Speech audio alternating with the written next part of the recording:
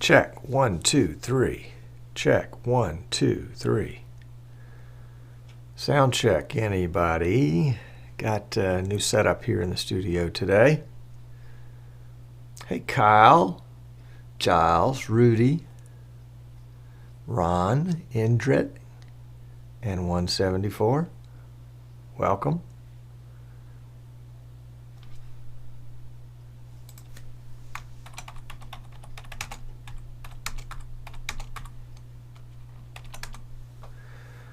Sounds good. It's working. Okay. I was, a little nervous about that because I haven't thrown it away, but I've swapped out my Behringer 1204 USB mixer for the Behringer 404 HD audio interface, and I've tested it, and after a while, everything sounds the same. So I'm not sure how the volume level is. I'm not sure how the deepness is, whether I've lost some of that. Let's see, what do we got here? Pre-show position. What are our different? Tom main cam. That would be me right there. Okay.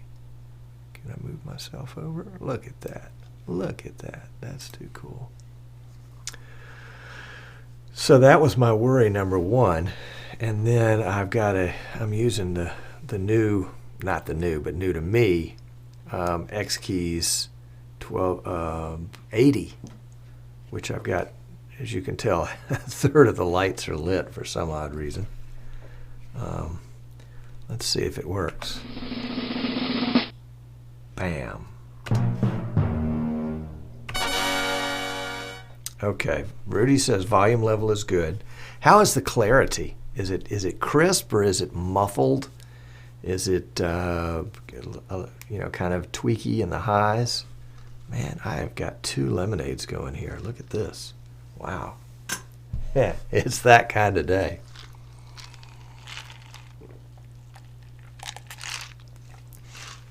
Welcome, Jim Jacobs.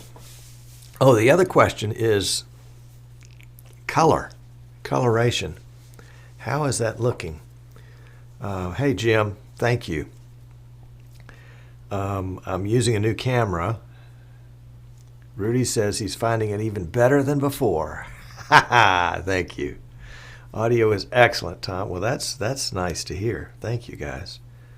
Thank you, guys. It maybe I was tweaking too much in the other Behringer. All right, Michael says, Michael, you're a rascal. All looks good. Your background image is quite blurry, though. Well, thank you. Thank you. That's a compliment. It's supposed to be blurry. Supposed to be blurry. Image quality is very nice. It's a coloration. Let me give you do I have a white shot? Let me give you the black shot. That's it. And on one of my monitors, I just look pink. And on another one, I look, kind of normal.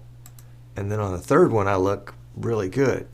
So what do you believe? 3 different monitors, 3 different colors. All right, Giles says the color looks just right. Jason, hey Jason, vMix Facebook Live is still not working when you stream to YouTube simultaneously. Have you had that same problem? Doing it right now. Doing it right now. Jim says it's a little dark, but the camera clarity is excellent, better than before. Okay, so I need to, let's cut back to that one. Michael says, actually, Tom, the camera is clearer than usual. Andres says, hello. Giles says, believe the third one. Yeah, that's right. The last one you look at. Michael, color doesn't matter, just like sound. Yeah, that's right. Color doesn't matter. Frame rate doesn't matter. Doesn't matter. Okay, so let's see. So let's go into the camera. And we're going to look at the color adjust.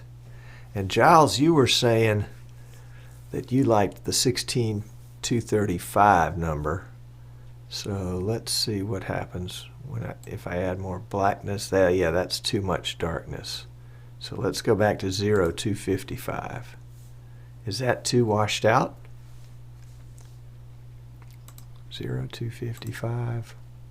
That looks pretty. On one monitor it looks good. On another monitor it looks good, and on the pink monitor it still looks pink.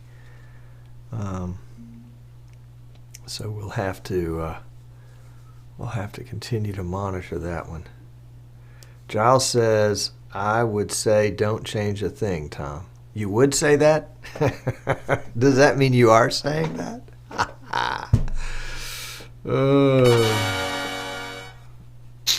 Is that a little loud? That seemed a little loud to me. Jim said, yes, you went too far. Okay, thank you, Jim. I like Jim because Jim's damn critical. And sometimes you need somebody around you that's just damn critical. So if we did that, we just disappear. Okay, let's don't do that. So let's add just a little bit of what they're calling black stretch. We'll go up to 10. 10 with the black stretch. Oh, you can't do digits with black stretch. Oh, that's interesting. All right, that's 10 on black stretch, and white stretch is 255.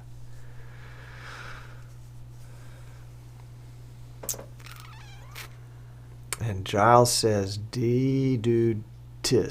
D-do-tis. Got it. Jim versus Giles in the color standoff of the century. I like that. 2 men enter. Only 1 man leaves. Jim, it was so much fun to hang out with you last weekend. It really was. Oh, Giles says it's perfect. Yeah, that's what you do. You go on somebody's show and you say, oh, yeah, that color's really good. Then when there are a lot of people show up in the chat room, you make fun of them and saying, look at his color.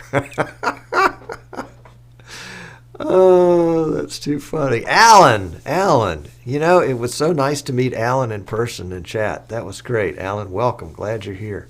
Alan was at StreamCon along with Jim. And let's see, who else is in the... And Kyle was there. And Michael was not. Yep, let's see. Lull them into a false sense of color security. That's right. Alan just watched the Highlander. All right. And Giles said, you sussed me? It must be a Brit thing. It must be a Brit thing. Golly gee.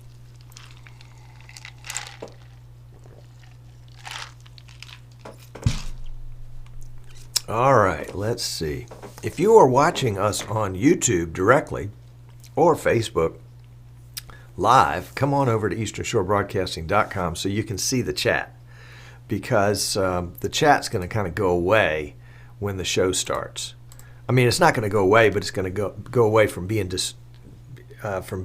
displayed here, because you'll have to go to easternshorebroadcasting.com right down at the bottom right there and click the Watch Live tab, and that will give you access to this chat, which... Oh, who is that? Let's see.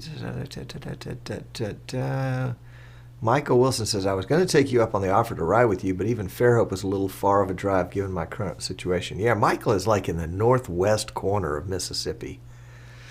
And I told him he could ride with me to StreamCon, but it would have been, a 3-day drive. Giles says, hey, you're streaming at 1080p.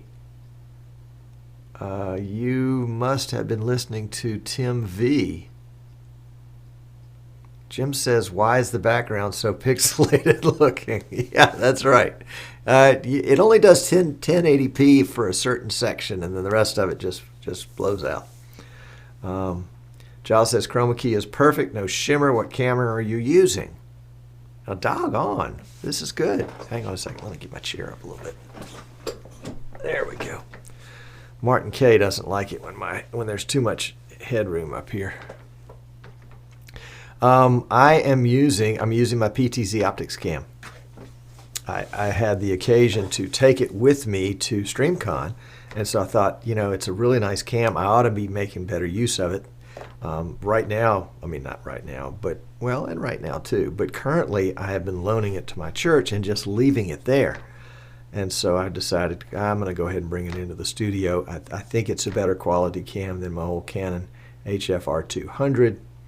And so I got distracted by Alan's comment there. So I'm going to test it for a while. And I'm coming into it. I've got it hooked up IP and SDI. And I thought I needed to hook it up IP so I could reset its IP address. And then I hooked it up SDI for the SDI. Oh, I know. How is the lip sync here? Blah, blah, blah, blah. Let me give you a clap test. Ready?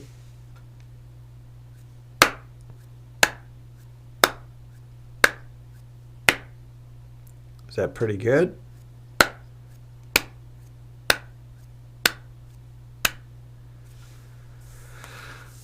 Okay. You guys with straight hair are so easy to chroma key. Well, Alan, there's the bald look. That'll work. I've thought about going to it several times. Michael Wilson just learned about the concept of good headroom a few months ago. Jimbo says, goodbye, Canon HFR200. Maybe. Giles is meeting Martin K on Monday. Oh, that's cool. I'd love to meet him in person. Michael Wilson says the Vixia HF M41 is still chugging along, hopefully about to switch to Mini HD and test HD with it. Have you been using composite? Jim says no delay that he can see. Thank you, Jim. Giles says, did you say you're using a PTZ Optics camera? That is true. Alan says there's a little bit of lag.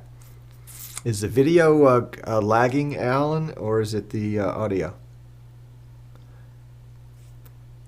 Michael Wilson said they've been doing standard def. Okay.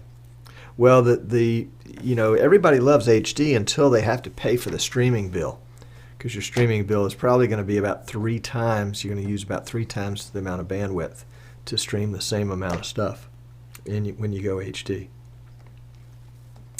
Alan says the video is lagging. Okay. Well, let's see if we can't adjust the audio just a tad. Where is that audio thingy? There it is. Audio delay. We'll set it for 50 milliseconds. How about that? And go. So let's just see. 50 milliseconds. Ready?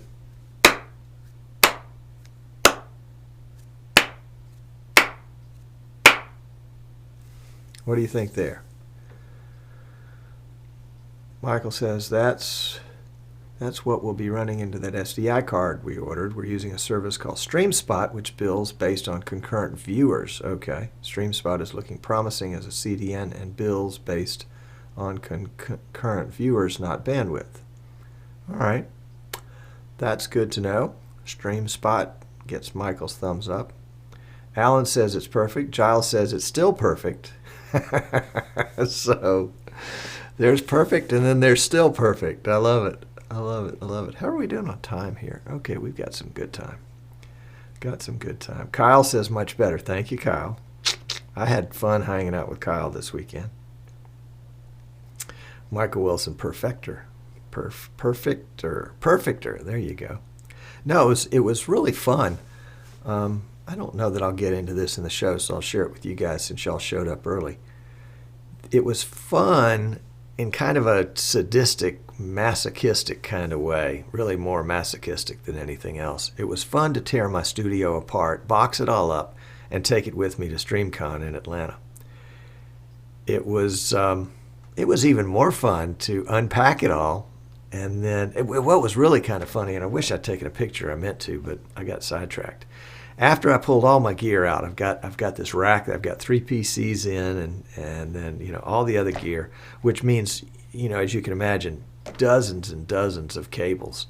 I pulled out all the cameras, pulled out all the monitors, pulled out all the mics, pulled out the USB hub, all the stuff that I need to make all this stuff happen, and there were still a ton of cables left over.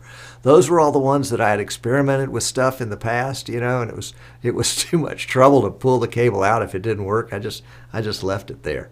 So I've got this I probably have a stack of cables about this high, all nicely coiled up now that are going in as spares that I don't need anymore. But I've got my studio part, the production part here in the main part of the room. And then about 6 feet away, well, probably 10 feet away from the furthest part, is where my rack is. It's in a closet so that it doesn't make a lot of noise. I mean, it makes noise, but you can't hear it.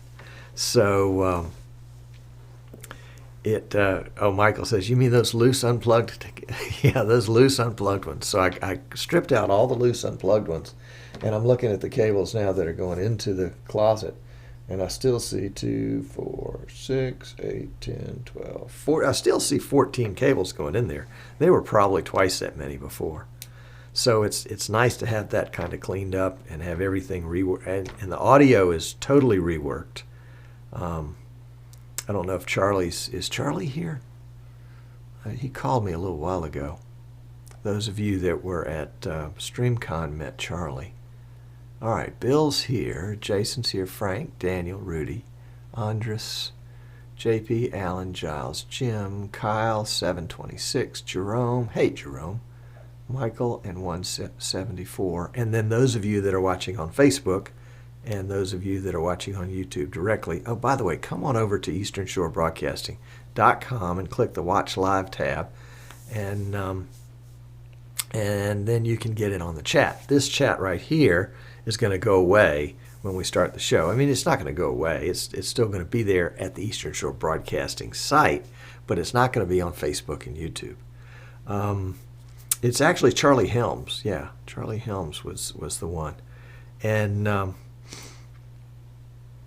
I forgot why I was telling that story because I got sidetracked. Sorry about that.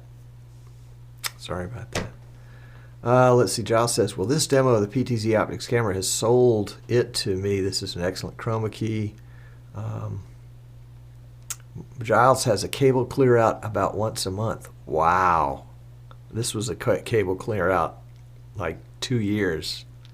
Shoo, goodness. Oh, and Giles, I'm putting together a PTZ Optics order for Switzerland. So if you want me to divert some of it to the mother country, let me know.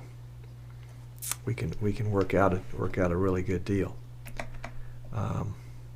It's raining in Barbados. Oh my gosh, that's terrible. Anderson, you just ought to move to Alabama. Oh my goodness. I don't know if this is going to be able to show up. I might have to put it on a webcam. but I've got my new PTZ optics, not new, but new to me. It's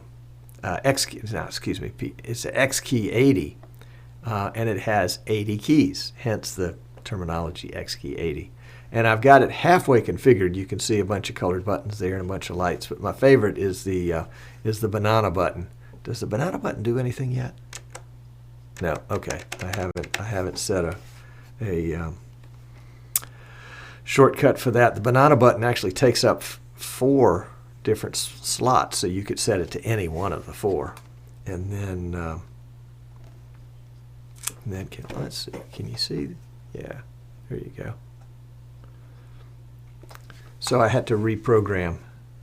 Yeah, the banana button opens VidBlaster. That's good. Oh, let's see. We got a few more minutes. I want to tell you how I changed the setup too, because I've got a new camera. I've got a new audio interface. I got rid of my Behringer. I didn't get rid of it, but I have discontinued using my Behringer 1204 USB mixer, and I've discontinued using my Asus laptop. That was my streaming and recording machine. And are you paying attention, guys? This is important stuff. And Joe's here, by the way. Welcome, Joe. Glad to have you. Anderson says it's a good change, but it's cool and wet now. Yeah, there are probably times after being really, really hot where a nice cold rain just really does feel good. All right, so the banana button calls, emails, and faxes Martin Sinclair simultaneously. That's good. And Jerome is using a CDN called qvlivestreaming.com. That's interesting. That's interesting. It's worth a look, huh, Jerome? Good deal. Anyway, so you remember a while back, I just had this urge to, urge for like 4 weeks in a row or something like that, to make the videos about how to connect vMix with YouTube and Skype. I mean, with Zoom and Skype. And I wanted it to, it was the virtual audio cables and all that stuff. And so I wanted to do all that. And so I was doing that for a client with my main rack PC, a big 4U guy, and then two 2U smaller PCs that were basically just Skype or Zoom machines, so that I could bring in individual guests and didn't have to worry about reshaping the window if I was doing a screen capture. That was back in the old days before vMix Call. And when vMix Call came out, those 2 machines instantly became obsolete as Skype machines. So they've been sitting there just gathering dust. And I'm trying to figure out what in the world can I use them for. And they're not particularly powerful. They're based on the i7 2600K CPU, so that's 2nd generation i7. Not overclocked, not NVIDIA graphics card. I guess, how much RAM does this guy have in it? And yeah, I put a 3rd monitor on the desk. Could y'all hear that? Did y'all hear that little sound, that tone? Anyway, let's see what the system says on this guy. 8 gigabytes of RAM. It is a 64-bit operating system. So 8 gigs of RAM, an i7 2600K, and let's go again. Did you hear the tone? I heard it 3 times. I guess you didn't hear it. Okay, that's good. That's good. I'm glad for that. So I got these 2 PCs left over, and I thought, okay, well, let's try one of them out as a streaming PC, because it's in the same rack, and that way I don't have to have a laptop sitting out here all the time. So I tested one out. I think there were a couple folks that popped in for the test the other night. Was it last night or Monday night? Anyway, I tested for about an hour at 720, going to, I think I was streaming to Facebook. No, I was just streaming to YouTube. Streaming to YouTube and recording. And then I said, well, let's just get crazy. And it was like, I don't know, 20% CPU. So I said, let's get crazy. Let's go up to 1080 and stream, because you know that YouTube has the ability to re-encode, transcode, what's the right word there? Anyway, take the 1080p and transcode it down to 720, 480, 360, 240, 144. You get the message. And I said, if I can push 1080, why not push it? And if you can watch 1080, go ahead. Great, good for you. But if you can't, you've got all the other choices there. Transcode. Thank you, Michael. So I did that, and then I said, okay, well, we'll do that, and we'll also do, so we got 6 megs going up to YouTube, and then 1.5 megs going out to Facebook Live using the custom RTMP server in the streamer in vMix based on the codes that I picked up from Facebook. Now, you have to get those every time, so it's not as convenient as the API. But frankly, my system took as long to respond after I typed in my login information. It took as long to respond from Facebook. So this is just as easy. It just means I have an extra browser window open. So, okay, so right now we're streaming and we're streaming 1080p to YouTube and 720p to Facebook Live at 6 megs and at 1.5 megs, and the total CPU is about 40%. Now in just a minute we're going to start the recorder, and it'll jump just a little bit. It's got an AMD card in it. Let's see what it is. I'll tell you. Oh, I'm gonna have to. And I've got a third monitor on the desk, and then I've got one of those KVM switches, so I have to switch it like that. And at some point I'll set up the hotkey so that it'll switch with just a keyboard. But let's see. Let's go into Device Manager and look at display adapters, and it is an AMD Radeon HD 6500 series. So I think it's like a 6540 or something like that. So it's not tremendously powerful, but it does add a little bit, enough so that vMix has a little checkbox there for the hardware encoder, both on streaming and recording. So it's helping a little bit. So that's pretty cool. I'm excited about that, and we'll just have to see, whether it really can do the job long term or not. And you guys will be able to tell me, because something will be buffering, or the recording will look like crud or something like that. Let's see. Timothy's here. Welcome, Timothy. Kenny's here. Welcome, Kenny. It was so good to see Kenny again.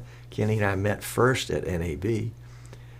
Texas Mike is here. Welcome. Martin K is here. Hello, Martin. Glad to have you. Daniel's here. If I'm skipping your name, it's because I've already welcomed you. Kent is here. Kent and I are going to powwow on Friday about audio. I can hardly wait. Alex is here. All right. Very good. Very good. This is all good stuff. Jens is here. There he is. He just popped in.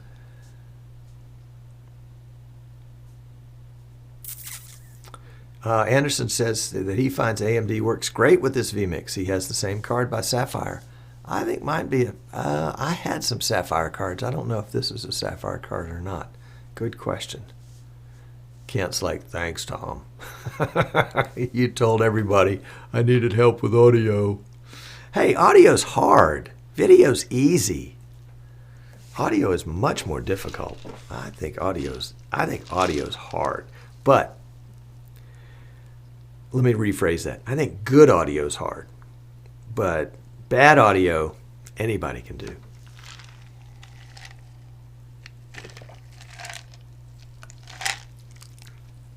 So we got a new setup today. We got a new streaming and recording PC. We got a new audio interface. We got a new main camera. And I was editing my scripts in my main production PC. Did you know vMix does scripting? The scripts are what allow me from my main PC, and I'm pointing like this because these are the monitors I'm looking at. It allows me to control my second PC, so I can start and stop the recording from my X Keys keyboard, even though my X Keys is not connected to this main. I mean, the X Keys is connected to the main PC. The X Keys is not connected to the second PC, the streaming PC. So, in fact, we probably ought to test that. Let's see if it works. I haven't redone my keycaps yet, so it says start the Asus. So I'm going to look over here at the recorder, and there you go. It started. So I'm going to stop it. It stopped. Wow, that was so cool. Okay, one day, do you think I ought to do a studio tour? I haven't done one in forever. I'd like to do one. The camera, Michael, is a PTC Optics. It's the 12X SDI Generation 1. And I really like it a lot. Jens had a busy weekend streaming motocross. Wow, good job. Tom, do you use Periscope? Asked Kent. Kent, I have in the past. I'm not using it today because I changed so many other things. I didn't want that much more complexity to add to it today.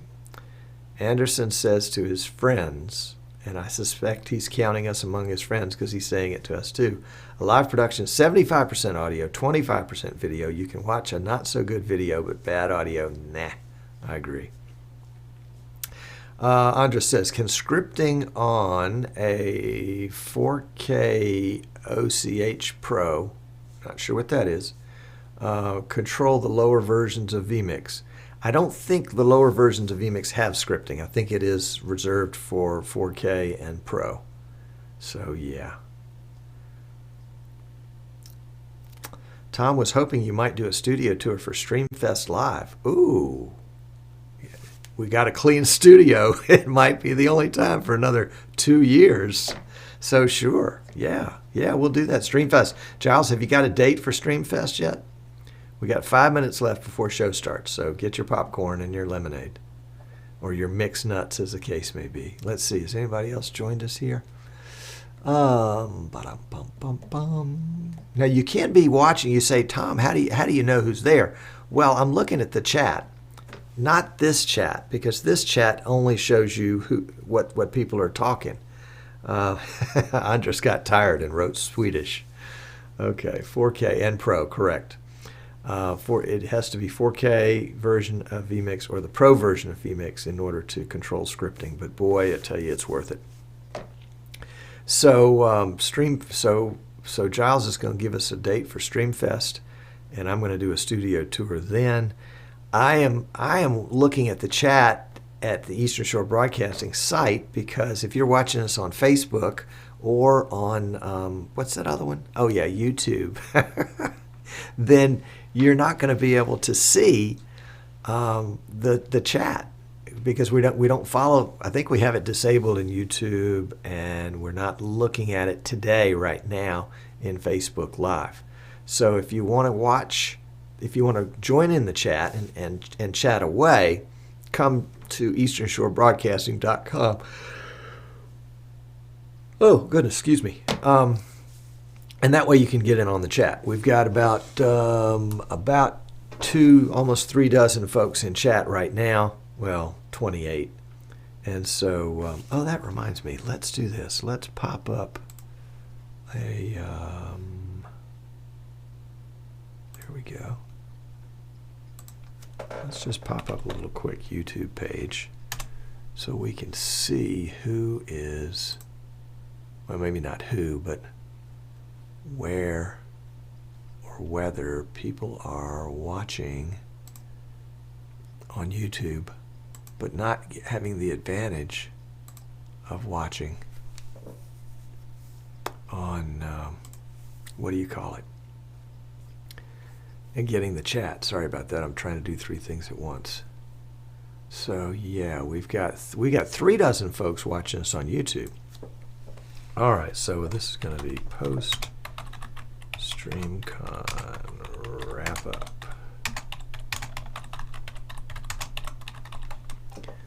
Post StreamCon wrap up on Streaming Idiots. There we go. Okay. All right, so let's pause that video. let's minimize this guy so he doesn't take up a lot of space, but so we can still see. The nice thing about YouTube is it gives you a little health monitor, and as long as it stays green, it means you have, you know, a good, healthy stream. So those 8 of you that are watching YouTube that aren't watching us in EasternShoreBroadcasting.com, come on over and get in on the chat. The chat's a lot of fun. A lot of fun. Okay, let's see. I got halfway down the list here looking at folks. Alex, Jaybird, who else has popped in? Oh, Merle's here. Hey, Merle. How are you, my friend? Michael says Facebook Live chat is risky. There's 0 moderation tools. If someone starts something bad or trolling, there's nothing you can do. That's true. RJ's here. RJ, I think next year perhaps StreamCon can be at the same location and time frame as NAP or InfoCon. Oh, Lordy. That would be a disaster. No offense, RJ, but just, all right. Merle says he's late because the Widow's creator got him. Not sure about that. Merle, you'll have to explain yourself. Actually, my thought was that StreamCon needs to be further away from those events. And, you know, the reason we did it when we did it is because I knew that Martin was going to be in the States. And I figured that would be a good draw to come out and meet Martin and hang out. Oh, Windows update. Gotcha. Gotcha. Thank you, Merle. All right, we got just another minute here before we get started. I'm going to practice the start. If you guys don't mind, tell me if everything looks okay, and let's give it a try. It's going to fade to black, and then I'm going to pretend like I'm starting the recording, and then it'll fade back in. So here we go. On 3. 1, 2, 3.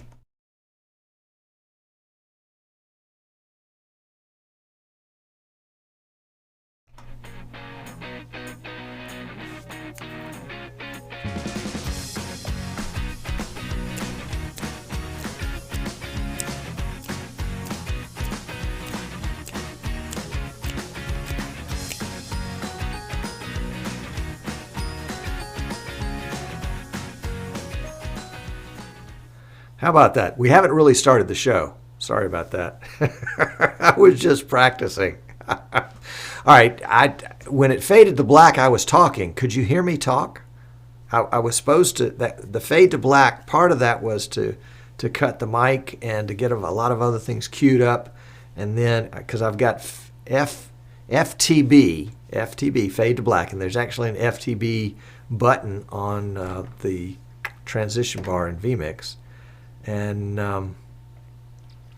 then I was supposed to, it pauses, or it doesn't pause, it stops and allows me to, in that if I was going to do Periscope, I would start Periscope, and then I would start the recording, and then I would hit fade to black part 2, and that would fade in, it would re-enable my mic, and we would all be happy. And okay, Anderson says, what's the setting for that fade, LOL? I'm not sure what you're talking about. Got to help me on that one. Timothy says nope. Jaybird says cuts the mic. Tom says nope, but we could hear Rudy. All right, Michael says, like, could we heard you during the intro? No, I heard snapping and clicking. Well, I was kind of getting happy back here. Texas Mike says it cut the mic like it was supposed to. Okay. Well, keep an eye on that and give me some feedback on it. And let's go ahead and get the show on the road. Mike L's here. Welcome, Michael. Glad to have you. Who else has popped in lately? David Woods is here. Welcome, David. Anderson said it was a cut, not a fade, and no audio. So when I faded to black, it didn't fade, huh? Okay. Merle, yes, I'm using a new camera. Michael says, Tom, I apologize for my grammatical failure. No idea what happened. I have no idea what he's talking about. Mike L said, fade to black acted like a cut instead of a fade. Mike was cut until the music played and heard finger snap. Okay, that's interesting. It's probably an audio on setting. And that, thank you, Merle. It's my PTZ Optics cam. We'll talk about it here in just a few minutes. Okay, so I need to not snap my fingers in the background.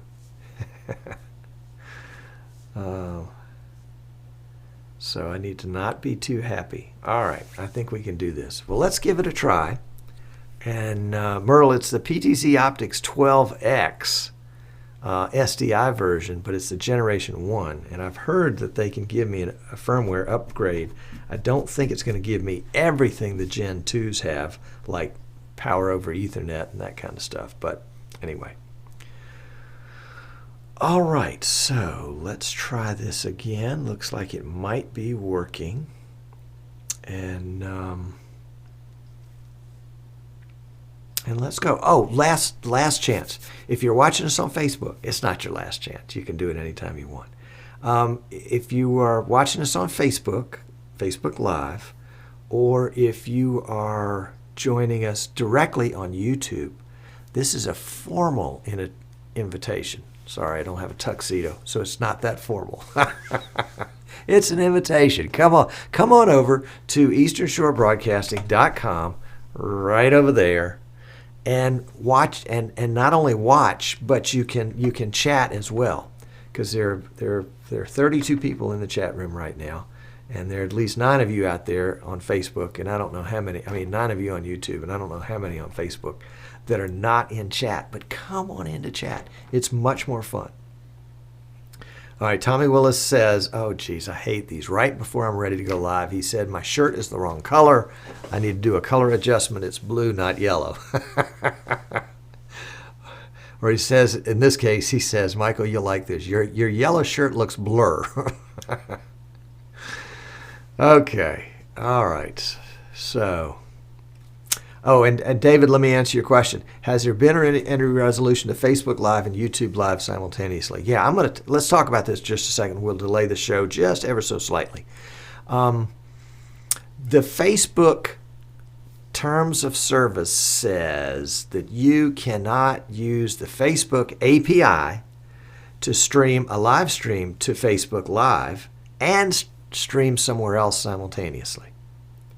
And vMix was doing that, I think probably unknowingly, that it was violating the terms of service. And about Thursday night of last week, they found it and they cut off vMix. Cut off vMix. And so vMix wasn't working on the API anymore. And actually, Martin Sinclair and Tim Vandenberg, the CEO and COO of vMix, were in Atlanta at StreamCon, and this kind of trickled down to me from Martin and then from Tim. And unfortunately, it was one of those things where Martin had to give his keynote presentation like 10 minutes after he found this out. So he goes up and really gave a zinger of a keynote, and then disappeared to go fix the problem. So it was fixed with vMix 19.0.0.53, which you can download from vmix.com right now, and basically it means that vMix is now TOS compliant with Facebook. Now there's kind of a back door in Facebook where you can get the stream key and the URL of your stream for Facebook, and that's what we're doing today. So today we're streaming to Facebook using their URL and stream key as opposed to the vMix API, but we're using the YouTube API to go to YouTube. So it's fixed, but it's not the same as it was before. So there we go. That is my understanding of what went on. We'll see if somebody comes up and corrects me, because that is often the case. And let's check one more time, see if anybody's joined us. That Paul Richards is here. Welcome, Paul. Glad to have you. Paul is at InfoCon in Orlando, and they're having a big time down there. Henri is here. Excuse me, it's Henry, right? I mispronounced it. I was trying to pronounce it correctly. Oh, and Samuel's here. Look on your Your chat list, it's down towards the bottom for me. There's one called Northcar, Northcar, and I thought that was somebody from North Carolina. No, that is Samuel. Samuel is from Norway, and he came all the way over from Norway to StreamCon. High five, Samuel. Glad to have you back in. And was also one of the winners of, along with Joe, the winners of the X Keys 24 that we gave away. So that's it. Jen says he's got a little buffering, but it returns after a short while. Jens, are you watching the Eastern Shore Broadcasting.com page with the chat room? You probably are. You can reduce the resolution and the resolution and thus the bit rate in YouTube and take it down. I mean, vMix will, YouTube will try to sense what you're able to take and will match that. But if you have a blip, a downward blip in your downlink speed, it may not match up. So you may want to, if you're watching at 720, you may want to kick back to 480 or something like that. All right, Samuel, hat tip. Yeah, man, Samuel's like, it may take me a week to recover.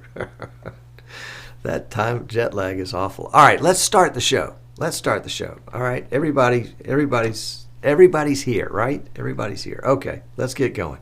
Hold on for the show.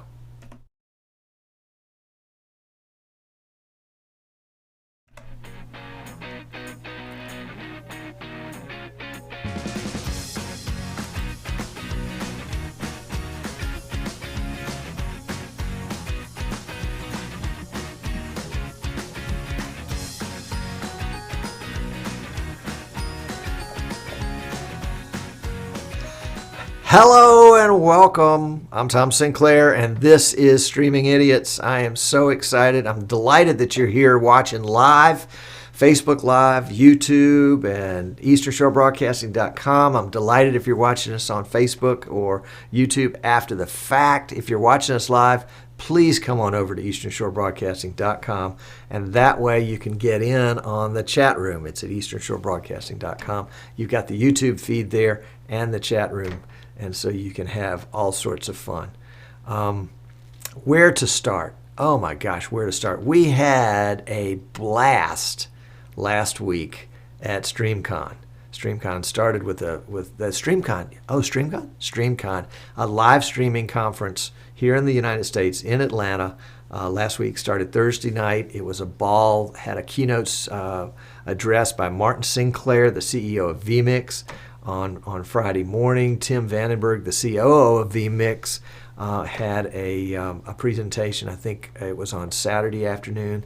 The vMix guys did the vMix Fun Time live show for June from StreamCon. I mean, it was great because it was a community effort and we threw it all together.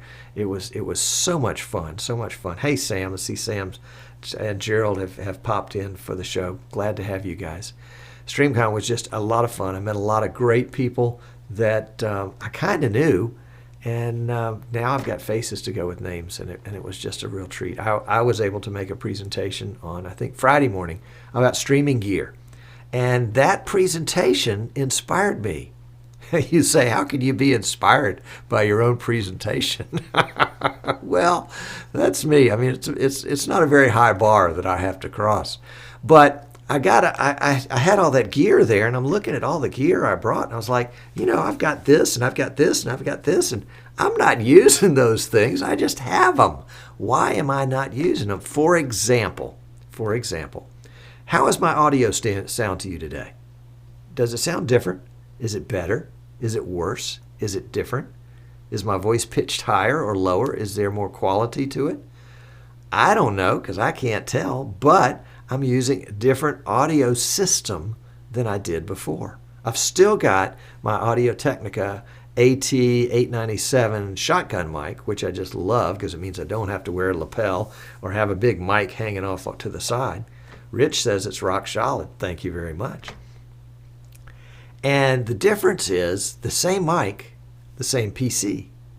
But instead of using my Behringer X1204 USB, which was always a little bit of a struggle. I'm using a piece of equipment that I've had for a year. I've just never used regularly. I used it for testing. So, do you ever say that to yourself? Oh, I'm just going to buy this for testing. Well, I bought it for testing and I never used it for real.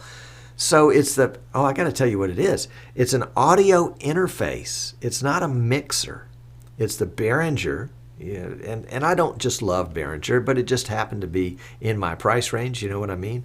The Behringer UMC 404 HD. It also comes with the name Euphoria as part of it. And basically it's a 4-input audio device. So I can connect 4 XLR mics or the 1/4-inch line in like you would have for a guitar or something like that. And so this thing was like $99 on Amazon. Excuse me. Sometimes they're a little hard to find because I think Behringer makes a whole bunch of them and then they sell out and then they say, oh, we'll get some more made. So I got one, $99. I'm only using one channel of it, but the beauty of it is in a multi-mic situation, in a multi-audio situation, each audio source, mic number 1, mic number 2, 3, 4, each one comes into vMix as a separate audio device. So you can use the audio mixer in vMix the way it was intended to be used, because now you've got control over each individual person's audio. You can bump up the gain. You need to give them a little extra boost. You want to add some more lows. It's got an EQ to it. If you've got a remote mic and they've got some background noise in it and you want to try to use a noise gate to kind of knock that out, vMix has got a noise gate. If you've got somebody that's just really, really loud, you can add some compression to him to kind of keep him down, even with somebody else. All of that is in the audio, in the audio inputs in vMix. Plus, you can add some delay and do some other fancy stuff too that I don't even understand. In fact, I don't understand most of it, but that's okay. That's how easy it is to do. So I got the Behringer out, and probably the toughest part about that was making sure I had the drivers configured correctly. I'm actually monitoring the audio not through the speaker jack on my PC, which is what I did before, but I'm actually monitoring it off the jack on the Behringer, and then I'm telling my PC to output audio to the Behringer, and I'm telling vMix to send audio, the master audio, out so I can hear everything else. And then I just turned my mic down in the audio in vMix in the audio input just for my mic. I turned that one down so it doesn't show up in my earphones. And Charlie, if you're watching, we need to talk about how to do that. That's a good stuff. So I love. Rich says it's $79 today. I might go buy one just to have one. Michael says, do you find it as flexible with fine-tuning as a traditional mixer would be? Michael, I don't fine-tune anything. You should know better than to ask me a question like that. I play until I get things sounding good, but it's kind of like a kid with rubber bands and paper clips. Sooner or later, he's going to figure out, twing, he can hit you with one, and sooner or later, I'm gonna get audio that sounds pretty decent. So I'm pretty happy with that change. And that was, again, I was at StreamCon. I saw my Behringer audio interface sitting there on the table, with a lot of, in fact, it's still covered with dust. And I wasn't using it. I said, man, I got to use this thing. The second thing that I wasn't using here in my studio, and you would think, Tom, come on, man. I've got a PTZ Optics camera. Now I'm a PTZ Optics reseller. Of course, I resell for Magewell and vMix and X Keys too. And if you're interested in those, don't go anywhere else and get them. Come to me, and you get me with it. You can go to our store at easternshorebroadcasting.com, and all that stuff's in the store. Anyway, so I've got this PTZ Optics camera that I bought. It was my demo camera when I first signed up as a dealer. It's a 12X. SDI, which means it's also HDMI and IP and composite, and it has a mic jack on it. And I've got it hooked up SDI right now, and I've also got it hooked up IP. the IP. I hooked it up IP so that I could set the IP address in the camera, but I left it there in case I want to do some stuff by, being able to control the camera in vMix over IP. But since it's a studio environment and I'm concerned about lip sync, I want to take the SDI feed out of the camera because the IP feed has a little bit of latency to it. Now, we did find out at StreamCon that Matt Davis, the head engineer at PTZ Optics, has been working on that and has got that latency down. Rumor is under 100 milliseconds. It was like up to 300 before. So if he's got it down under 100 milliseconds, that's a tenth of a second. That's 3 frames in 30 frames a second. That's getting real close to being able to use that for lip without having to do a whole lot of mic adjustment. Anyway, sidetracked. So I've got this camera set up here. It's set for 1080p, 30 frames a second. Now, it doesn't do 29.97. It doesn't do 59.94i. It just, or P for that matter. It just does 60s and 30s, 50s and 25s. Just the way it is. Now, they may come out with the others later, but for right now, that's what they got. So this one is set for 1080p, 30 frames a second. I actually tried it at 60 frames a second, but the capture card, it's a Blackmagic mini monitor. The capture card only does 30 frames a second, so I said, never mind. It didn't make any difference. Anyway, so I got distracted by a long link that Michael Wilson posted in the chat room. We'll spank his hand later. So I hooked up this camera and I thought, this is good. And all of a sudden I was orange. Part of it was I was wearing an orange shirt and there wasn't enough light in the studio, but when I came in this morning with a blue shirt, I wasn't blue, I was still kind of pink. And so it took a little while to get the color right, and thanks to some of you that were here early for the pre-show, for the pre-show. I appreciate your help in getting the color dialed in. And what I found out is I've got 3 different monitors now, and I'll tell you about monitor number 3, because that's a new one on my desk here. I'll tell you about that one in just a second. But my 2 main monitors here, let's turn the full screen on. Yeah, that looks like, it looks a little washed out in this one. In this one I look kind of pink, and in this one over here I look beautiful. So, I mean, not beautiful, but you know what I mean. It looks normal. So change number 2 was to use a PTZ Optics camera. And I had one of those telescoping arms thing that I had my Canon HF R200 on, and the camera's too heavy for that, so I had to set up a little tripod. But it's not too bad; it doesn't take up too much space, and so I'm really pleased with the change. Now, I am also, side note, and boy, I didn't think I was going to spend the whole time talking about this, and so I'm going to try not to.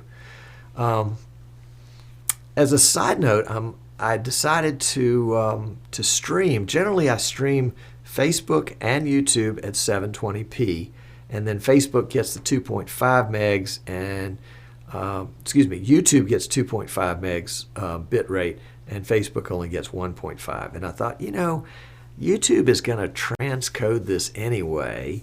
If you can't watch it at 720, you're watching it at 480 or whatever the next one is.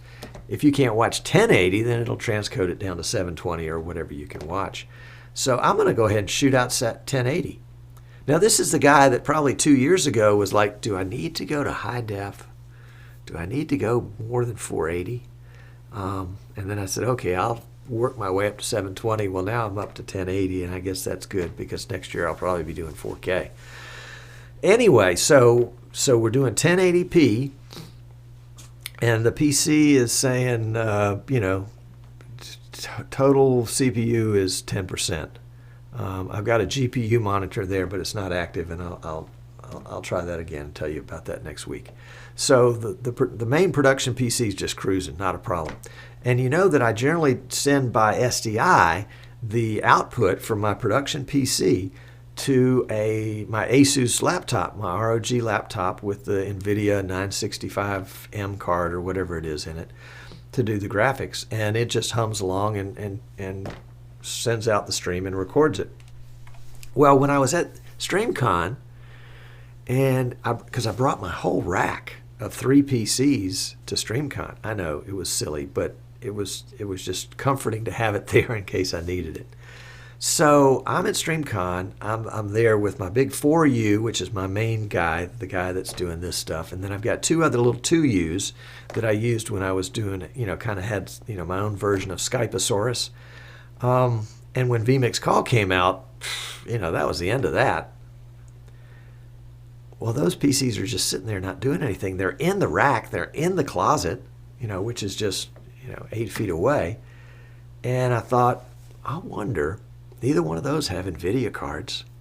I think they only have like 8 gigs of RAM. Would they, could they, should they, might they work as a streaming recording PC? So I looked at both of them, and one of them has a separate AMD card. And I thought, AMD, vMix doesn't like AMD, remember? vMix doesn't like AMD. It's an AMD HD, whatever it is, 6500 series. So it's kind of a mid-level. It's probably a 5-year-old card. Cost me, I don't know, $80 or whatever it was at the time. And it's in this little PC. It's just a little 2U, so it uses the little mini, mini flange thingy on there. And I said, well, let's just try it. Let's try it. We can hook it up by NDI, so we don't have to worry about anything other than it's got to be plugged into the internet. It's got to be plugged into the internet anyway, because it's going to stream and record. And so I fired it up, freshened up the vMix on there. It's got vMix .53 right now. And I had to remake the profile because it's not complicated, but we'll talk about that in just a second.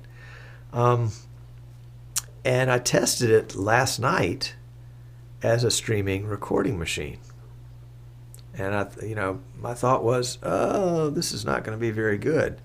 And I'm looking over at it now, and I'm thinking, oh, this is not very good. It's running at 70, 80%.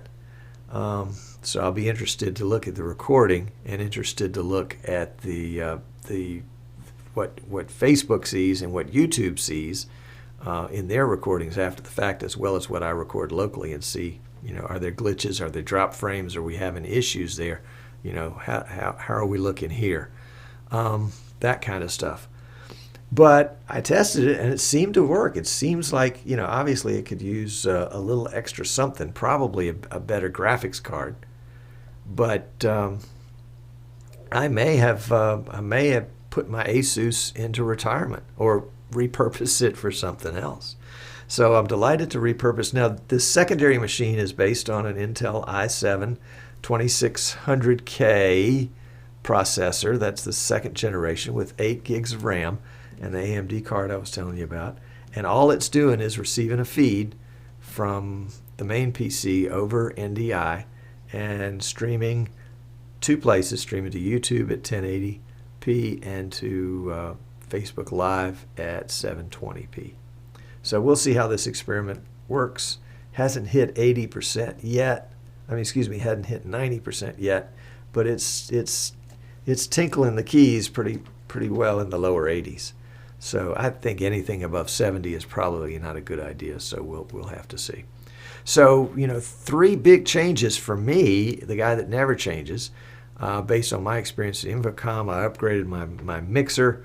Or I changed my mixer to an audio interface. I upgraded my camera to the PTZ Optics 12X SDI camera, and I changed out my streaming PC to a very low end. Ken Richards says, Tom, why do you split the duties between the PC? Ken, it started out as an experiment. To see if I could, to see if the Asus would handle it, and an experiment to see if this second PC would handle it. And the other thing is that I wanted to get around, or at least the grand plan, I wanted to be able to stream to multiple CDNs at the same time. I wanted to be able to stream to YouTube, to Facebook, to Periscope, and then that's 3. So that's 3. So that's the most that vMix will have on one PC. And I thought, okay, if I had a 4th one, 5th one, or 6th one, obviously I've got to do something else. So I said, let's go ahead and figure out if we can do all this stuff. And what I found was that by kind of dividing and conquering, it made my primary PC a lot snappier because it wasn't trying to stream and record. All it had to do is just make its feed available to the NDI on the local area network here. And Timothy says, yeah, he used to know this guy, this one PC guy, this one man, one PC, one awesome broadcast, and now it's one man, a whole flock of PCs, and the same old boring broadcast she had before. No, okay. I know we're a little over time, but I really have some fun stuff that I wanted to show up for you. Let's see, where did I put it all? Okay, so this is, I got some slides from StreamCon. If you've got questions about what I've done with the second PC or the PTC optics camera or the Behringer audio interface, pop them here in chat or shoot me an email, tom@easternshorebroadcasting.com. And but let's just take a look at these because I think there's some interesting stuff here. This is Martin at his keynote, and you see all the gray hairs in the room. Isn't that great? These tech guys, the tech defies the ages. And Martin gave a really interesting keynote, and he said that the new vMix coming out is going to be vMix 2X. I mean, it's vMix 20, but he wants to use the Roman numeral X, and so it's 2X, or kind of like 2X, meaning 2 times. So he says, okay, well, let's have 2 times as many outputs. So now vMix, instead of having 2 outputs, is going to have 4 outputs. And it's I haven't not quite sure how he's going to do it or how it's going to benefit me, but you never know. I mean, if you're talking about doing a lot of extra things with multiple PCs or maybe with multiple TVs in a church environment, something like that, that's going to come in handy. The other thing he announced is that he's going to now have 2 recorders. So it's not just enough to make one recording. You can make a recording that's got all your lower thirds and graphics in it, and then have what's called a clean feed and record that too, or maybe record 2 separate feeds, one that would be an English broadcast and one that might be a Spanish broadcast. It's going to be interesting to see just how he implements that. The other thing, and this is a prequel, or whatever you would call it. It's stuff that Martin doesn't ever do, but he let the cat out of the bag at StreamCon, and he gave us permission to go ahead and share it.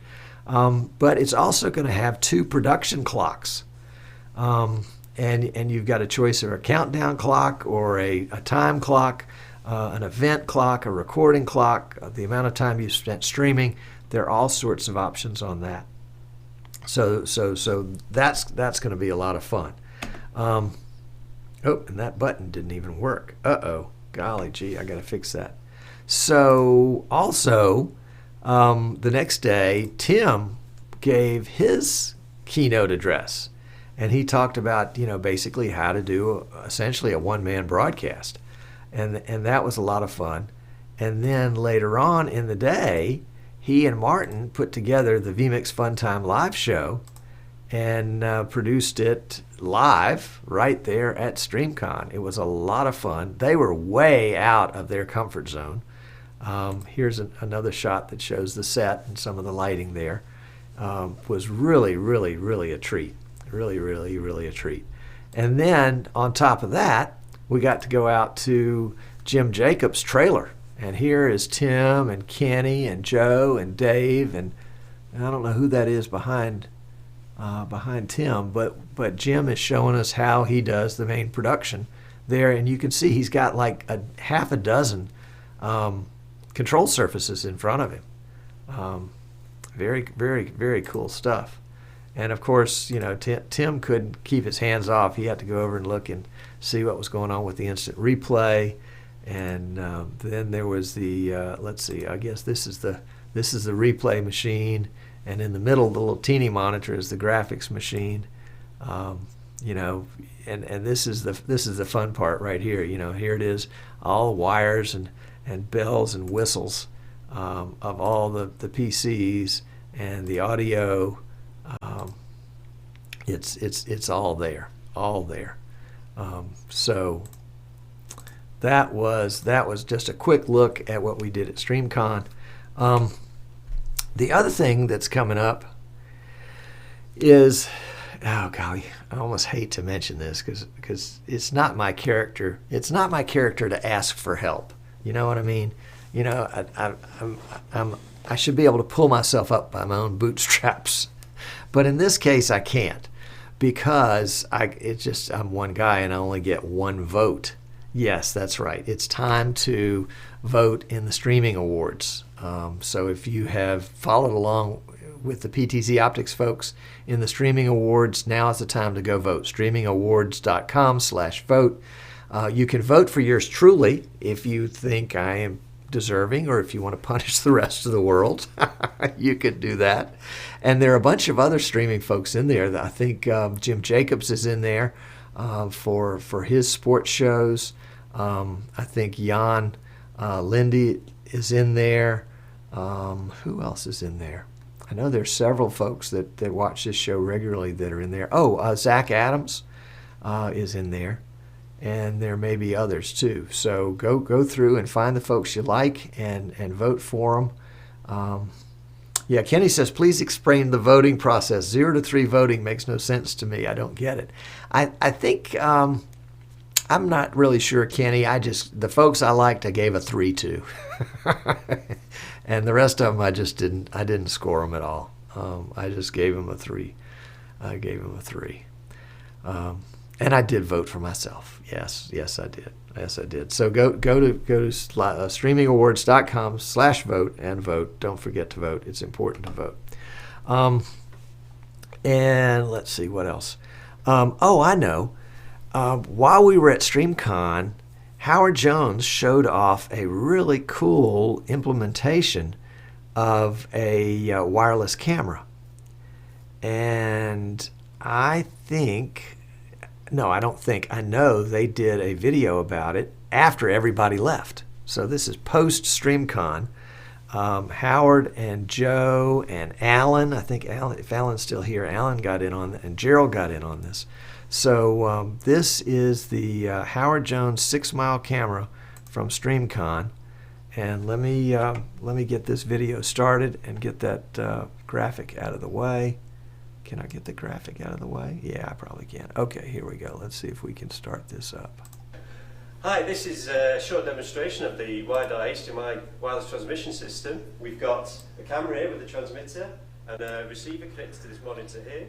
We're going to send Howard out with the transmitter about 600 meters away onto an overpass over there, and we'll get the video footage transmitted straight back here and show you what it can do.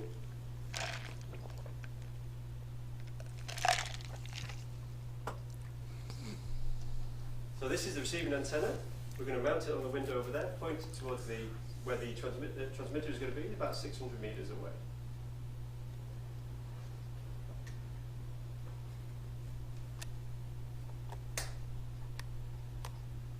Send Howard out with the transmitter, about 600 meters away, to show its function at that range.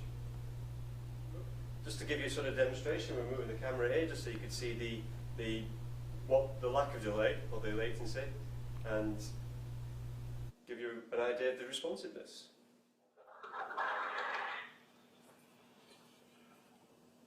There you go. Yeah, we've got connection, yeah, we've got signal, we've got image.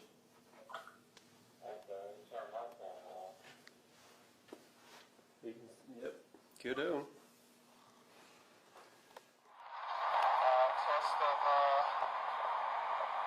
Testing a range at 600 meters. Joel, is that right? About 600 meters? 700 meters? Ask him to say it again. Ask him to do another take on that. And have him zoom the lens.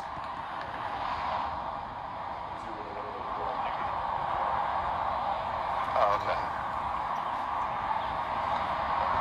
Yeah, so I'll put it on me.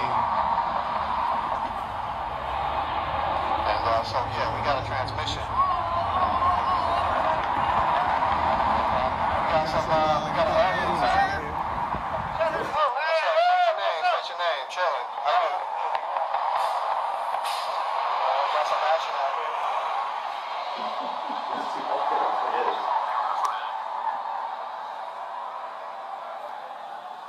Alright, so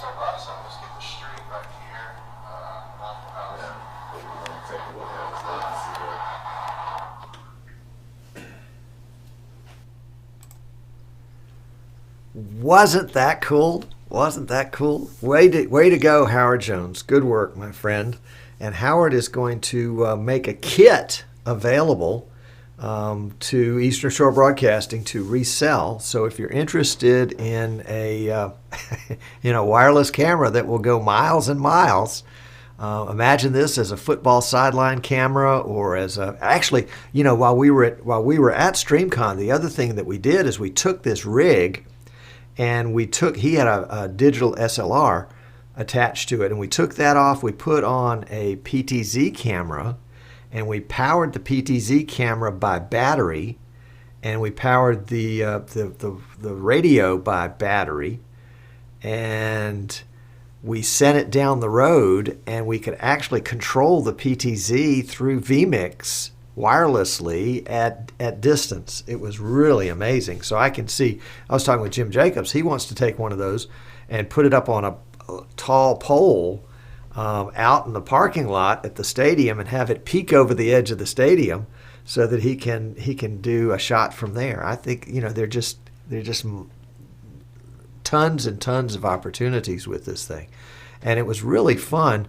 I didn't go with them on the PTZ hike, but I did go with them on the DSLR hike. In fact, it was Kenny and I that went out there the first time, and we went around the corner. We went behind this solid concrete wall, which had a dirt berm behind it, and so we had no more line of sight because the concrete wall with all this dirt was in the way.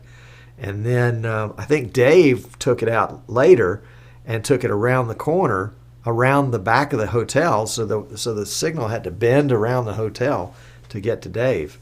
It was just amazing. It was amazing. So you can imagine what it would do in a football stadium or a basketball arena or something like that, where you don't have anything in the way. It was really cool. And as soon as I can get my hands on one, I'm going to do some more extensive testing with it and just see what will it burn through. What will it burn? Will it burn through foliage? Will it burn? Does it bend? How does it get around? Is it just enough signal bouncing off a wall somewhere that it does that? Don't really know, but really excited about that. And hat tip to Howard Jones from New Jersey for putting that together. That was a lot of fun. A lot of fun. So that brings us to the end of the show. If anybody's got any questions, now's a good time to pop them in. We will have a post show here in just a minute. We've gone way over our time. Well, not way over, but a few minutes over our time. So if you want to hang around, if you're watching live and you want to hang around for the post show, please do. If you're watching us on Facebook or YouTube after the fact, we hope you'll subscribe or come join Streaming Idiots, the Streaming Idiots Facebook group. It's a lot of fun. We've got a bunch of folks in there. I think it's over 600 now. So anyway, coming up, not next week. Well, we're not sure about next week. I'm looking at the wrong calendar. That's dangerous. Ty Young is coming up. Ty is an entrepreneur. She has offices in Orlando and Atlanta, and she uses live streaming. And I wanted to showcase what she's doing because I think it's really neat. And you guys will enjoy it, and I think you'll enjoy her a lot. And I think she's going to be next week. I'll double check and let you know. And then of course we're going to have to get Jim back on the show after his StreamCon adventure and talk a little bit about that. Want to get RJ back on because RJ's doing some great stuff out there too. If you've got an interest in being on this show because you think you've got something cool that you're doing that you'd like to show off, drop me a note, tom@easternshorebroadcasting.com, and we can chat and we'll see where it goes with that. It may be that I learned something that I didn't know, and I'm always willing to do that. So don't forget to vote. Don't forget to vote. Don't put it off. You can only vote once, so make it count. What else? We'll see you next week. So hopefully our little outro is going to work here. We'll see it because I'm working with a new X key. This is the X key 80. You can tell that the coloration is not right because I haven't had a chance to set it up perfectly. But I do have my banana key here, so that's a special deal. We probably ought to give those away as prizes. Anyway, hang around if you're watching live. If you're watching on Facebook or YouTube, we will see you next week. Take care.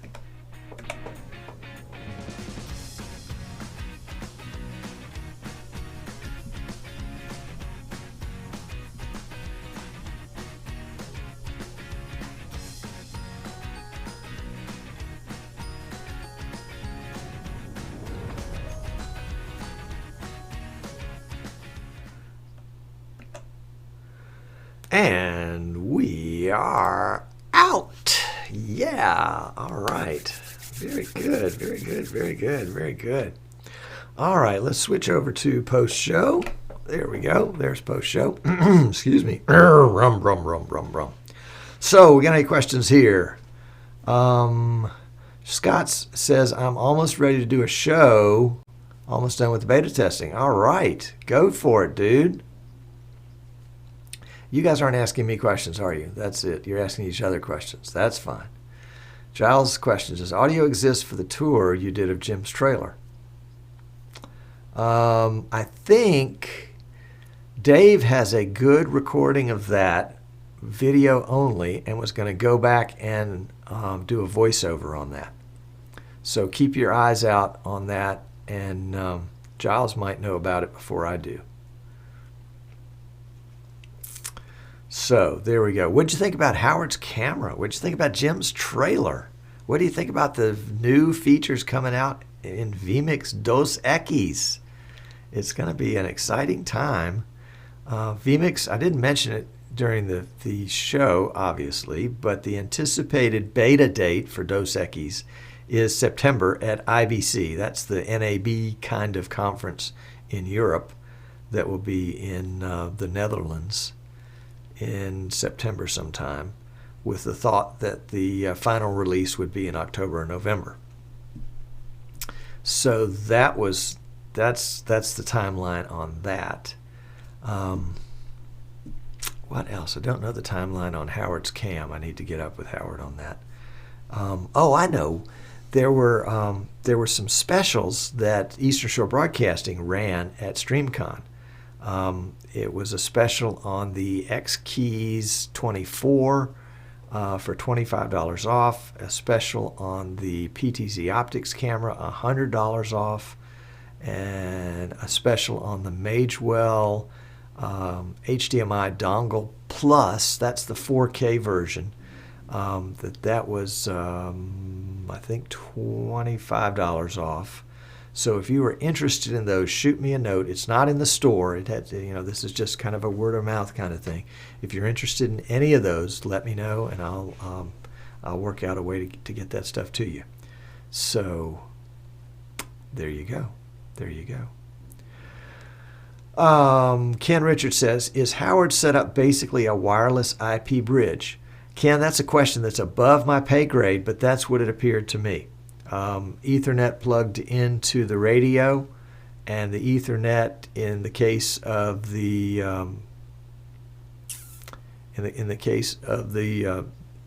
excuse me, keeping myself awake here. The Ethernet, the DSLR rig had a HDMI to Ethernet adapter. And then that went Ethernet into the radio. And I think the Ethernet also carried power for the radio. And then there was a power, separate power for the camera. That was the transmitting rig. And then on the receiving rig, it didn't have to be battery operated, but it could be. It was the radio Ethernet coming out of that going into the HDMI, the Ethernet to HDMI converter, and then also the radio was powered by PoE. So it was pretty cool. Jim Jacobs is saying, yes, it was a wireless bridge.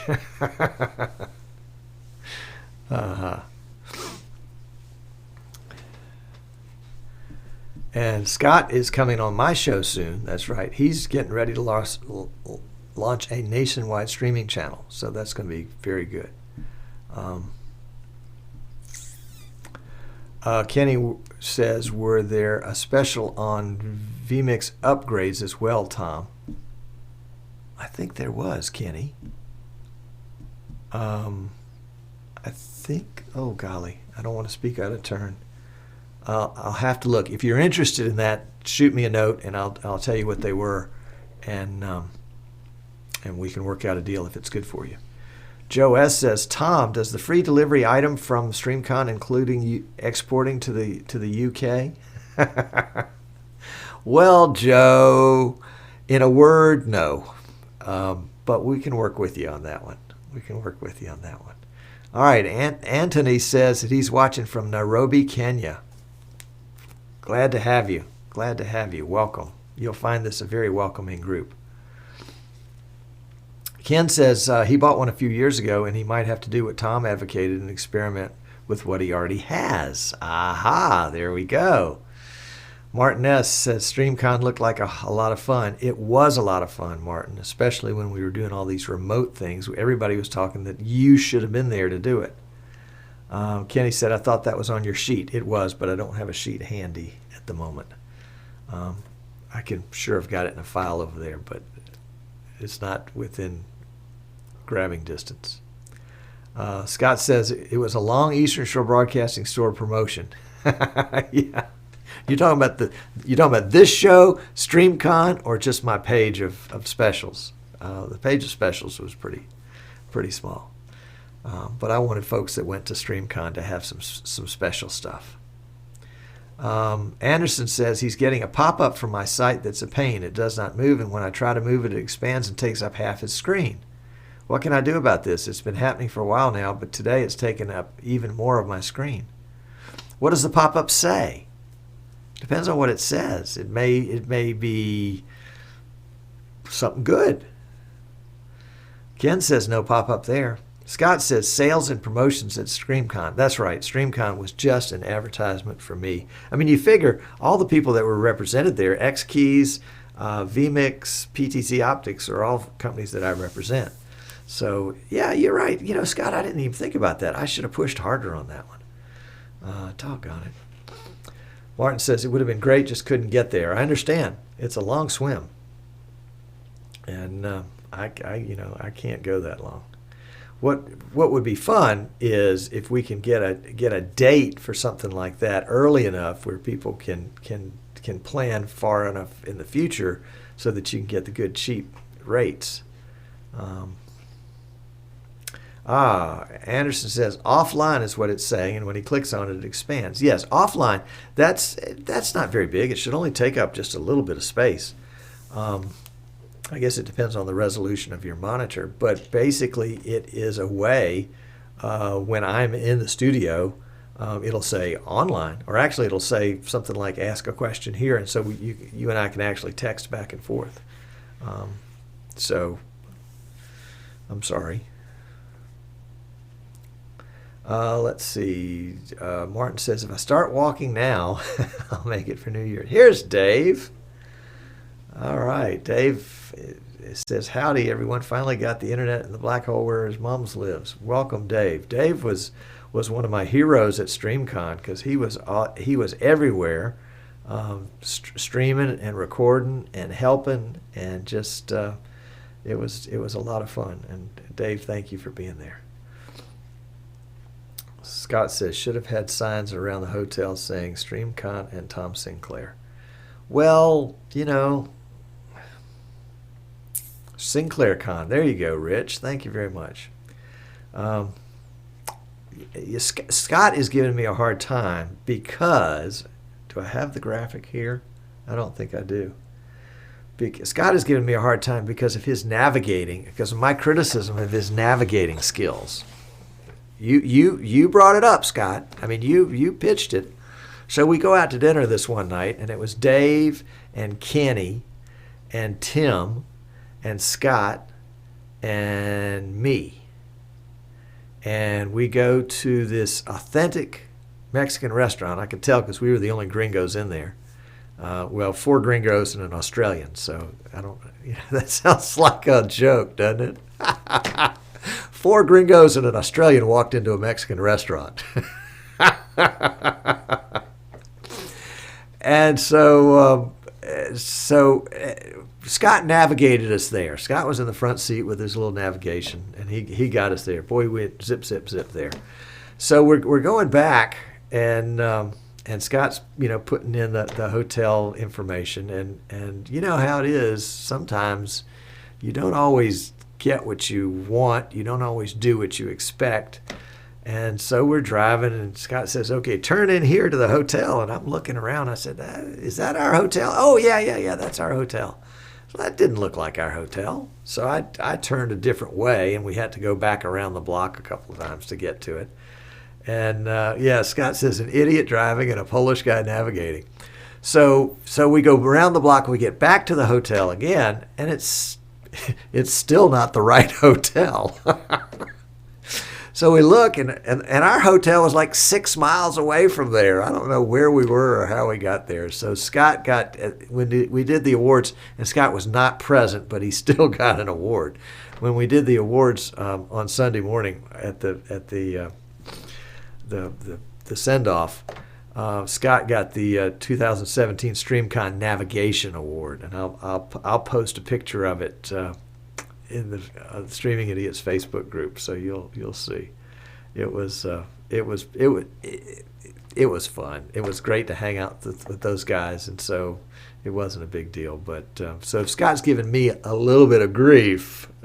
Oh, we know why.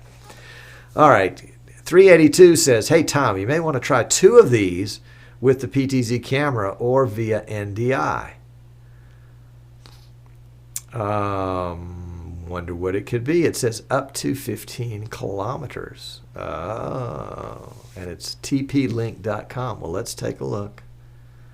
Rich says it's too cool. So if Rich says it's too cool, maybe we better look at it. Go to TPT link. Oh, that looks nice. It's a 5 gigahertz, 300 megabit per second. 13 dB outdoor something. Outdoor CP. Oh, yeah, that's cool. 15 kilometers. How far is 15 kilometers? All right, and 382 says, "I only have one at the moment. Going to buy another one next week and try them out in a pair and let you guys know." By all means, let us know. It's always good to have lots of ideas kind of in your black bag, your arsenal of stuff that you know how to do. Kyle says, "I have the TP wireless bridge, used it to connect my softball field back to the main school, only about 250 yards, but it works well." Thank you, Kyle. Had fun hanging out with Kyle. Anderson says, "Tom, one of the vMix guys is building the system I asked you about. One of the vMix guys is building the system I asked you about. It's about him being available a phone call away." Okay. Not sure I understand, but that's okay. Rich says, "Is it only 100, not 1,000? Is that an issue with NDI?" Well, here is the deal with NDI. A 1080p NDI feed, which is what, for example, I'm sending from my main PC to my streaming PC, that's about 100 megs, 108. It just depends in that range. So if this bridge is 300. It should have plenty of bandwidth. It's only going to carry one camera. And it's not going to be, and it's not really NDI in that sense. It's just sending the camera signal. So the camera signal is probably even less than that. But if I were carrying NDI, trying to do NDI over the bridge, it would depend on how many NDI sources were going to be carried over that bridge, Rich. I would say if you've got a 100 megabit network, You might get audio, but I don't know that you're going to be able to do a 1080p video. You might be able to do a 720p video. If you've got a gigabit network, I probably got myself confused on that one. Yeah, if you've got 300, then you'll be able to get 2 high definition feeds. Yeah, there we go. I'll get out of the deep end. I don't belong in the deep end of that pool. Timothy says 15 kilometers is 9.23 miles. Thank you. As does Samuel, 9.3, he says. Kyle says, with no fine-tuning, I got 50 plus upload. There we go. Michael Wilson says, Anderson's comments confuses Tom. Anderson says, you will remember when you check your emails. Okay. Dementio is here. Welcome. Glad to have you. And Dave is saying Samuel. Michael Wilson saying Samuel. Samuel is North Car, Northcar. He was at StreamCon, winner of an X Keys, and from the wonderful country of Norway. Rich says, thanks, Thompson. Makes perfect sense. That's all we need to know right there. Martin is asking about the weather. Martin, it's hot as blue blazes here. It's in the mid-80s. The humidity is high. You have to have a knife out in front of you to cut through the humidity to get through it. But it's Alabama. We love it. We love it, indeed. So yes, email me if you need to. By all means, email me. There's Samuel. Samuel. And, you know, where would Dave and Samuel ever have met before but at StreamCon? Good job. Martin says it's warm there. And Samuel says it was 10% off a vMix license or upgrade expires today. I'll extend that to the end of the week, Samuel. If anybody wants their StreamCon, what was it, like StreamCon SC10? I'll find out. Samuel, do you have the page? Because there was a code that you had to use. It was either SC10 or SM10. I don't remember why it would be SM, but that just sticks in my memory. Martin K says the quality and the frame rate of 1080 video over NDI at 100 will depend on the content. Agreed.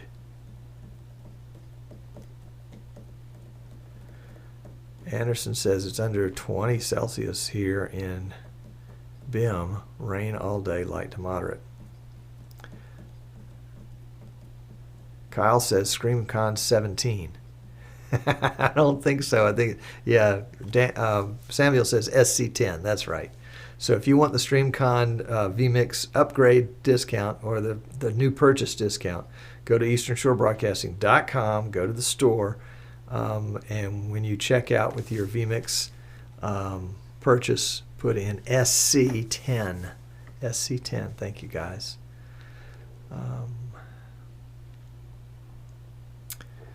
And Kyle said, oh, yeah, it was just a mistype. Kyle was going for the 17% discount. Yeah, I get it. Yeah, like the 0 and the 7 are real close to each other. Yeah. Kyle's got all sorts of cool plans there at the school. I can't wait to hear about them and see how they go. Peter is here. Welcome, Peter. Who else popped in when we were chit-chatting? Some of you guys have kind of already introduced yourself. Chris is here. Welcome, Chris. Jesper's here. Welcome, Jesper.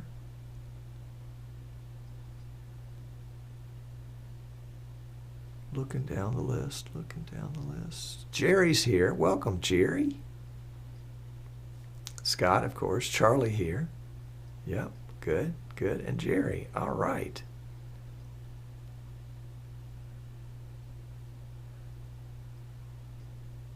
All right, Kent says, Kent always asks the best questions. Is it a good workflow with NDI to stream with the production PC and record to the laptop with NDI? would I lose sync over NDI with a record to an i7 laptop? Kent's main PC is an i5, and I think he's struggling with how do I make my i5 work in the workflow that I want. And so he's trying to use a version of the Tom, divide and conquer. Excuse me, goodness, divide and conquer theory. NDI shouldn't lose sync. And again, NDI is contingent upon a gigabit network, not gigabit internet connection. Just whatever your local area network is, whatever you're plugging in to your whatever your two computers are both plugged into, that needs to be gigabit. You don't even have to have a gigabit router. The router can come into a gigabit switch, and then the switch can feed both PCs. And the PCs can communicate between themselves at a gigabit speed, and then they just communicate with the router and the internet at whatever the internet speed is. So as long as those PCs have a gigabit connection, there shouldn't be any kind of syncing issue. And again, you're going to be sending a feed that's audio and video together, so you're not going to be able to divide those up and get those out of sync. When it gets to the second PC and you're going to stream it and record it, it doesn't have to be in sync with anything because it's being streamed and recorded. It's not like you were putting it up on a screen, a projection screen, or a video wall or something like that, and somebody was standing in front of it with a microphone, and you could see that there was obviously some lip sync problem between them and their projected image behind. You're not going to have that problem. It's not going to be that kind of problem. So I would not worry about sync at all if you've used sync in the way that I understand it. But we can talk more about that. Ken and I have a session together on Friday. If you're interested in a session, you need some help with vMix or anything else to do with streaming, and you think I can help, there's a coaching section on our website. You can go there and sign up for a coaching session. I think we've got sessions that are as long as 15 minutes or as short as 15 minutes. Or you can buy it in hours or multiple hours if you need a long-term heavy-duty consultation. We are there to help. Okay, let's see. About 78 in Martin's area. Giles says it's too hot for him. Of course, Giles is about in the same section of the country. Oh, excuse me. Goodness gracious. Time for a lemonade break.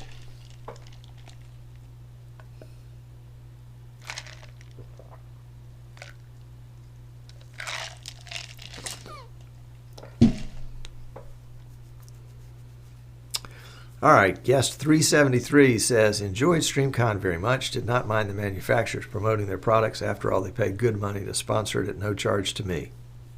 I like that kind of attitude. What was your favorite part? Kent says, yes, thanks, Tom.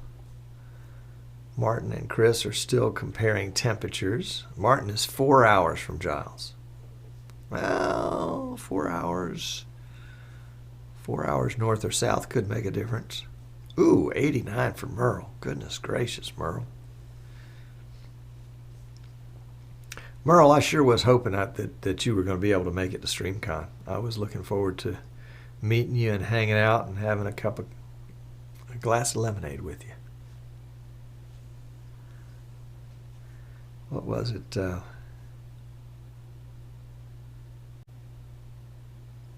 Let's see, who else might have slipped in. I think I'm seeing some strange names. Whoops, there was a Bing notice. What was that?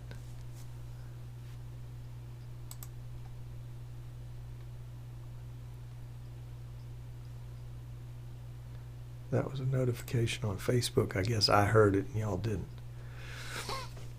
All right, 373 says the Sinclair boys' presentations were his favorite parts. Thank you. Thank you, thank you, thank you. All right, Scott says tomorrow he'll be streaming from the MIS Speedway for the production trucks of FS1. Scott, do you have a link? Can you post a link? Merle says we're going to have to make that happen soon. Chad says, Martin, thanks again for a reply in the forum. All right. Anderson has a question. Here we go. Here we go. Everybody can help out with this. I have a setup where I want to use a laptop with a control surface controlling vMix. The main system is kind of noisy. The main system is in a kind of noisy area, but the controlling laptop is in a quiet room with 2 commentators and the director who's monitoring the shots. We use cables, but a venue I want to use has a cable running problem, so we want to use wireless. Do I have to buy a wireless router or use the in-house network system, which is safer? Which is safer? Let me see. A situation that you control everything or a situation where somebody else controls it? Bring your own. BYO wireless. Bring your own Wi-Fi. Definitely. Definitely. Now, if you're trying to go NDI between the two of them, you need to calculate what's being sent NDI back and forth and whether the wireless will have enough bandwidth. And Rich says, yeah, don't rely on the in-house stuff.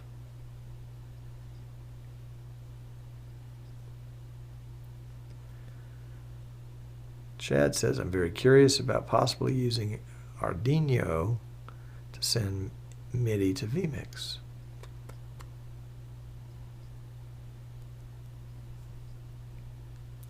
Michael Wilson says, only house solution acceptable is to rely on is the sound feed.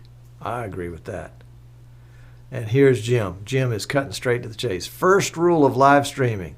Control every aspect of the network that you can. There you go. There you go. You heard it. Preach it, Jim. That's right. That's right.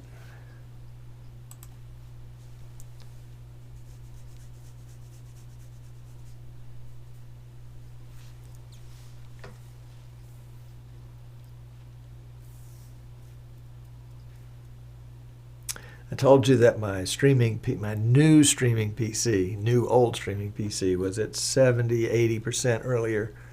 Well, apparently it was the streaming that was giving it a real heartburn, because now it's at 35%. No, excuse me, it was the recording that was giving it heartburn, because now it's at 35%, and it's streaming to Facebook and to YouTube. Let's double check and see what my streaming specs, my recording specs were.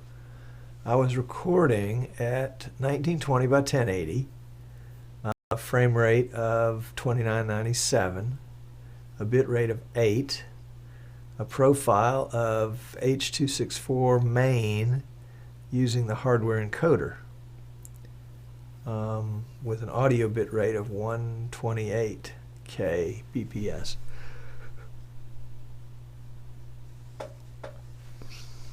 So there.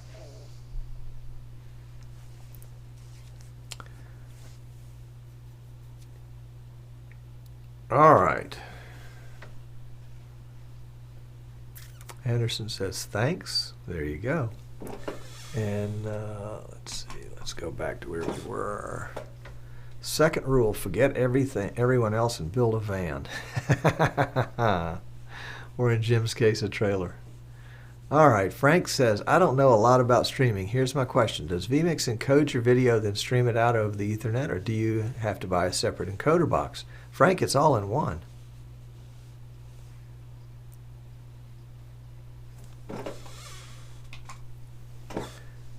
And you're saying we lost the stream there for a second?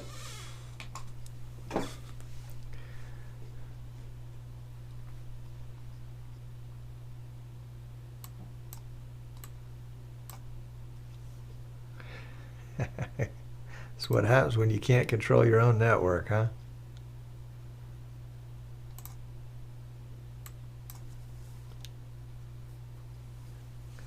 All right, let's see, 311, 312, yeah, okay, I'm back.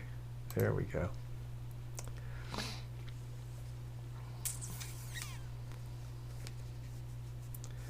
All right, Anderson says, I have had a similar system to your OLS system. I think that means OLD. What I did was to check the system to see what was using my CPU power and found something. I stopped and CPU dropped by 20%. Okay, that's a good idea. That's a good idea.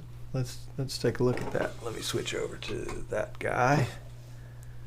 And we'll start it recording again.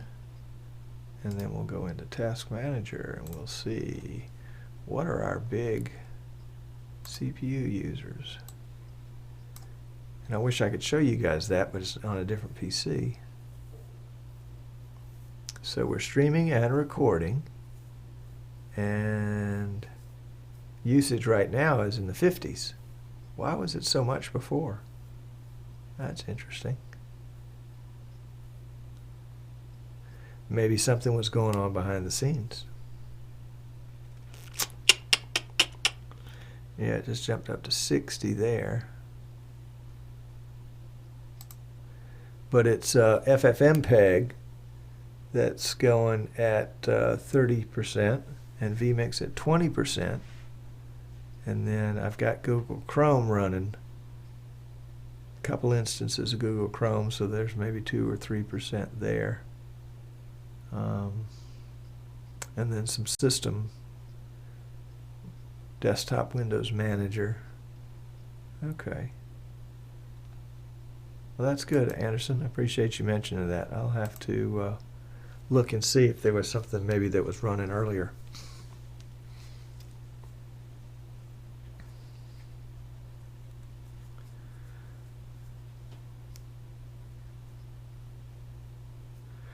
All right, Dementio asks, what kind of lights do you light your green screen with? Well, I'm a cheapskate, and I got these big silver lights, work lights from the Home Depot or Lowe's, and put some LED bulbs in them, and they light the green screen. I've got 3 on this side and 3 on this side, and then 1 behind me, which gives the kind of the halo effect. And when I'm in my studio shot, oops, I got to switch back cameras again. Computers again. This is getting old. When I switch back to this shot, you can see the lights in the video. This is just a video playing in the background, obviously. But they kind of give the effect of maybe shining some light down on my head. I kind of like that look. That's nice. Jaybird says, why does a ticker on vMix take up so much CPU power? I didn't know that it does. Very good. We'll go look. And Bill Lee is here. Welcome, sir. It was really good getting together at StreamCon. Thank you. It was great to meet you. Chris says, PowerPoint, please. All right. That must have been for Jim. All right. Kenny H says, Tom, what is this CPU monitor you referenced pre-show? Is that part of Windows OS? Well, I think I was talking about the GPU. And it's something Martin Sinclair alluded to, I think, in one of his Funtime Live shows. I think it was the May Funtime Live show. It was something called GPU-Z. GPU-Z. So if you'll Google GPU-Z, it is a free download from Tech Power or something like that that allows you to monitor the functions of your GPU, fan speed, temperature, the amount of memory being used. Basically, gives you an opportunity to put your finger on the pulse of the GPU.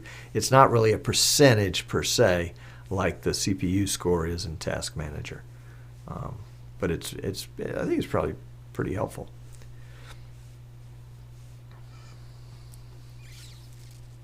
All right, John, welcome. Jan van Derzen.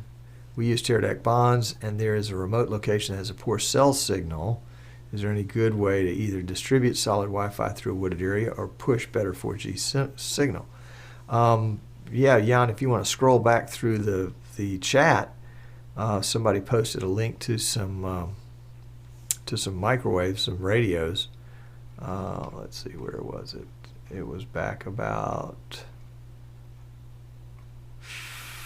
5 or 6 pages in the chat, and they were fairly reasonably priced.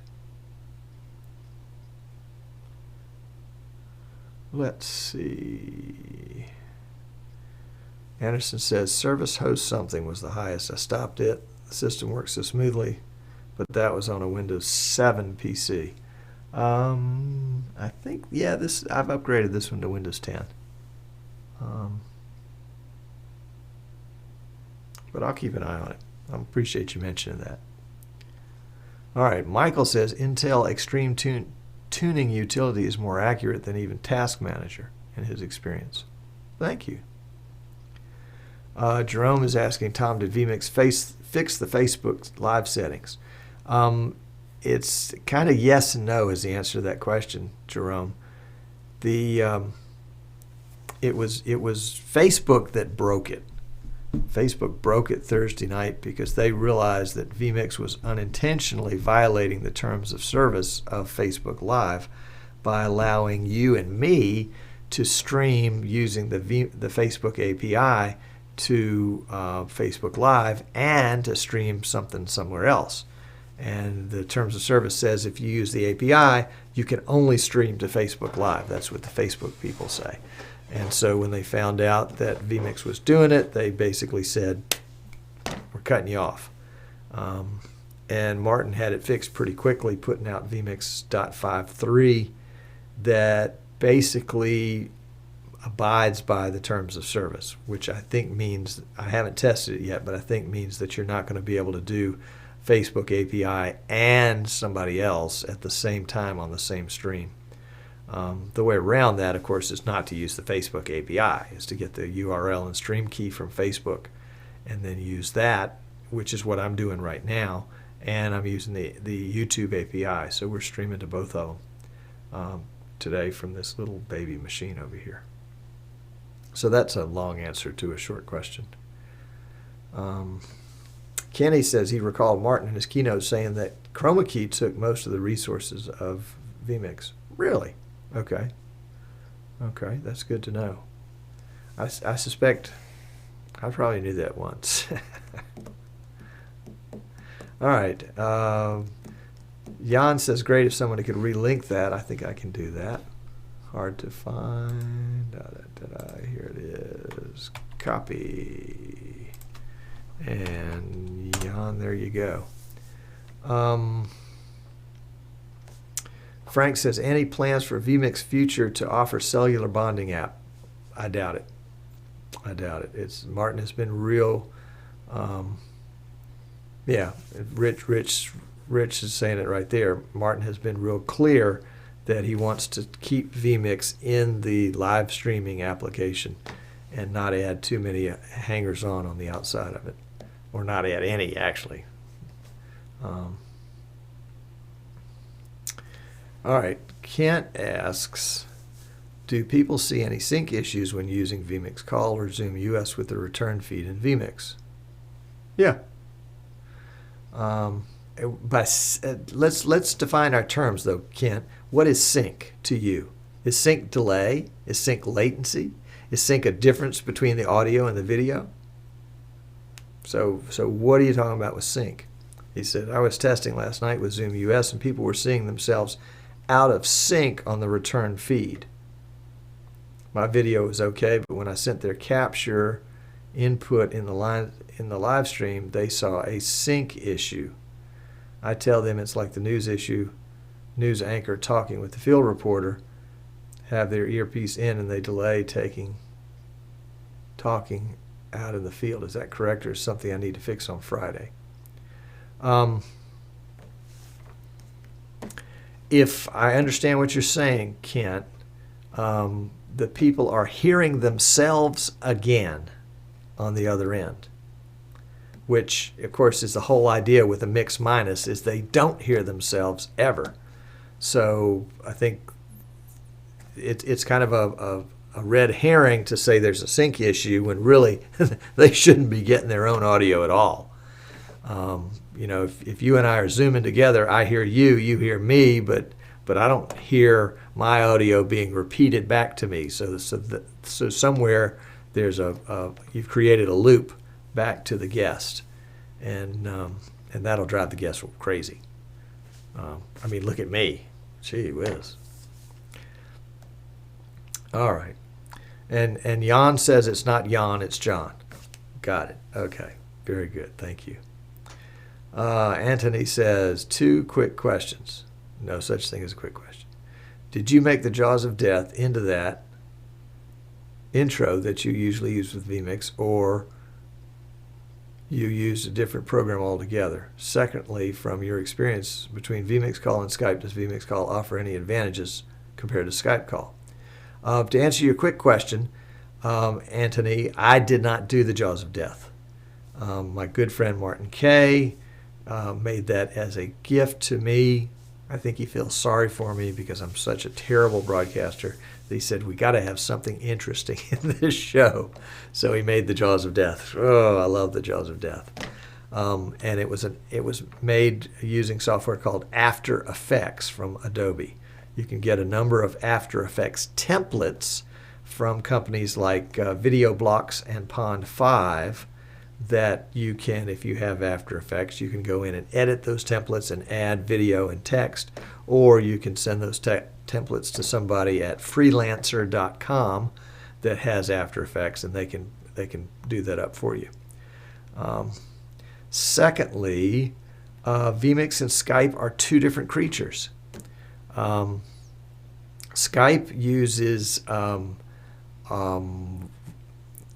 what would we call it? Noise canceling, noise cancellation for the audio, which means if you and I talk at the same time, one of us gets cut out. We can't talk over each other because it's just it's single. There's one channel for audio, and one person is going to win. With vMix, there's duplex audio, which means you and I can talk at the same time, and we can argue till our heart's content. So that's a big thing. Skype doesn't offer a mix minus. A mix minus, as I was talking with Kent just a second ago, it means if I talk to you, I don't hear my voice back from your computer. You can send everything in the world in the mix of all that audio minus my audio back to me. So vMix does that automatically on both ends of the conversation, which I think makes it superior. So you can spend $3,500 on a separate computer that runs Skype. What do they call Skype TX, and you can have up to 4 callers, or you can get a vMix license and run it on your own computer and get what I think is better.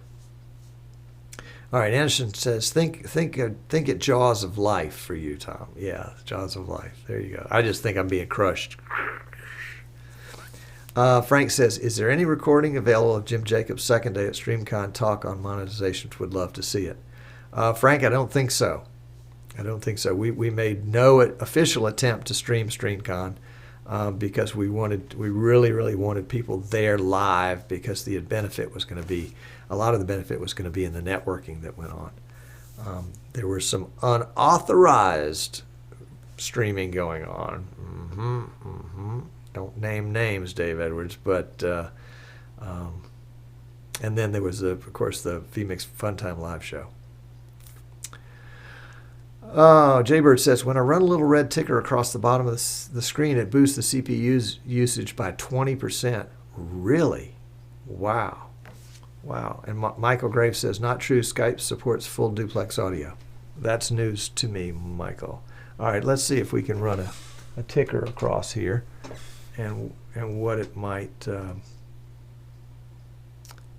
let's see, let's run that there. And it's gone, ooh, it's all gone all bloody. Look at that. I remember that problem a while back. It just went all murky. Huh. But it didn't, let's see, 34%, and when I tell it to go, it jumps up to 42%. So it adds, I'd say it's about 10% to this PC.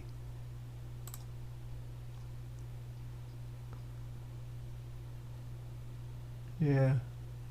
Huh, that's interesting. Let's see. Kent says, I think it's that video. I don't hear audio return. They hear it's that they see their lips are off in the return feed. Yeah, again, they shouldn't be hearing their audio at all. And yeah, there's going to be, if you're going to do if they're sending you their video and audio and you're sending them back something that includes their video, it's going to take some time. There's going to be some latency in that out and back trip. It might be as much as a second, depending on where they are and how good their internet is. And we can talk about some ways to kind of mitigate that. One of the ways to mitigate it is to not send them back their own their own video. They don't need to know what they look like. They already know. Oh, Michael Graves says, the professional Skype interface offered by NewTek does handle mix minus.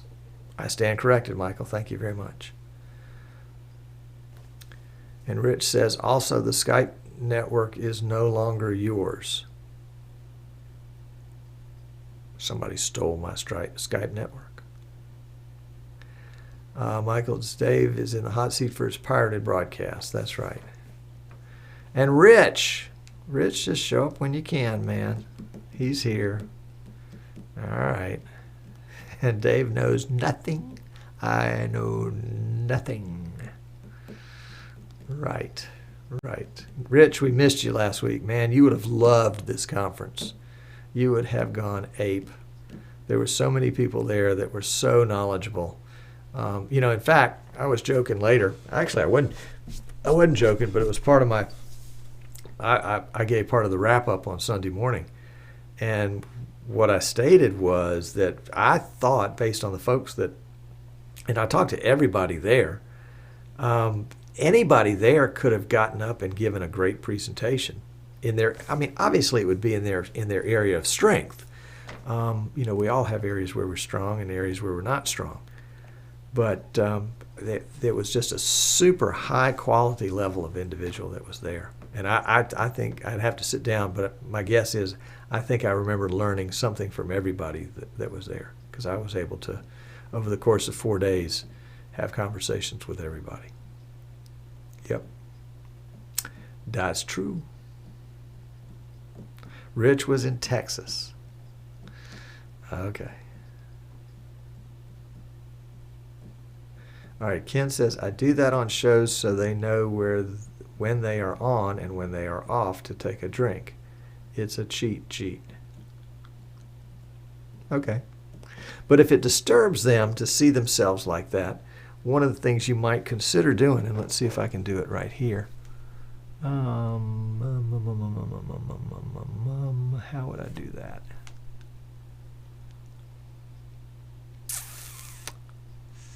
Let's see.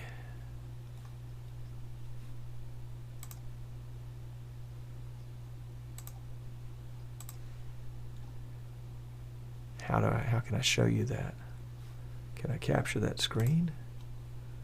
Hold on just a second. Canto. Screen capture. VMX4, would that be it? Nope. Screen capture, VMX3. Yeah, can't do that. Let's try the other. Screen capture. Display 2. Yeah, there we go. And so that's a multi-view. Now, obviously, I wouldn't send somebody back, 20 images of themselves, but I could send them back. Let's see, what is it? You can see the mouse here, kind of over my face in the top left-hand corner in the preview. If preview might be my shot, if I'm the host, and they might be in program over here on the right as the guest, but then some of these other shots might show some other things, so that they didn't have to focus on me or focus on themselves, but at the same time would have their own shot available down here in the 1 through 8 inputs down below, and would be able to see, when they were on and when they were not. And Giles says to use external 2 with a couple of triggers. There we go. Michael says, how far away are the guests? Have you considered a flare gun?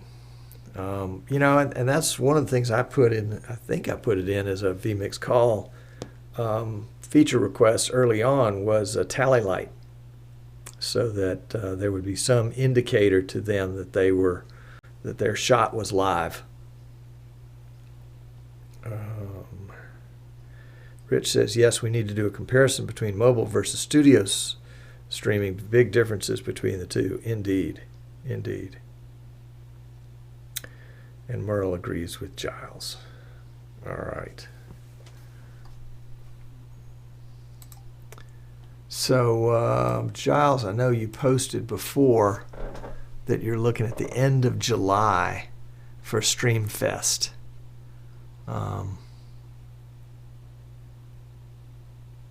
And so we want to, I'll make note for our calendars. And also, I'm going to give myself a cheap plug here and encourage you to go to the Streaming Awards and vote for me, and vote for Giles and Martin and Tim and Zach and Jim and Jan and all the vMix people that you can think of in there. We'd love to have a nice clean sweep. I don't know that we have anybody in the female broadcaster category. Ken says, you might have to teach me this external 2 trigger idea. I'll have to learn it first. But like anything else, once you get the hang of it, it's not too hard.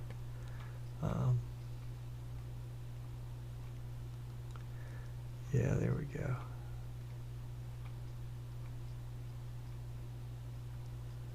I'm looking through the list of folks that were nominated for this award to see if there are any other vMix folks on there. Oh, Jerome was nominated.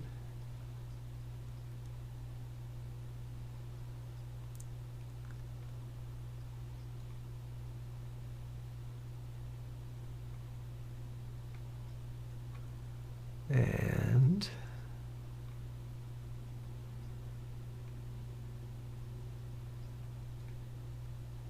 Giles was nominated. Yeah, there we go. James Bowman was nominated. Griswold Elementary. Kyle, is that you? Griswold Elementary?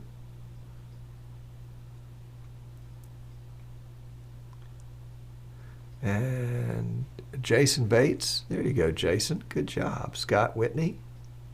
Looks like a lot of vMix folks. Jeff Adams. Jeff Adams uses vMix. He'd be one of my clients.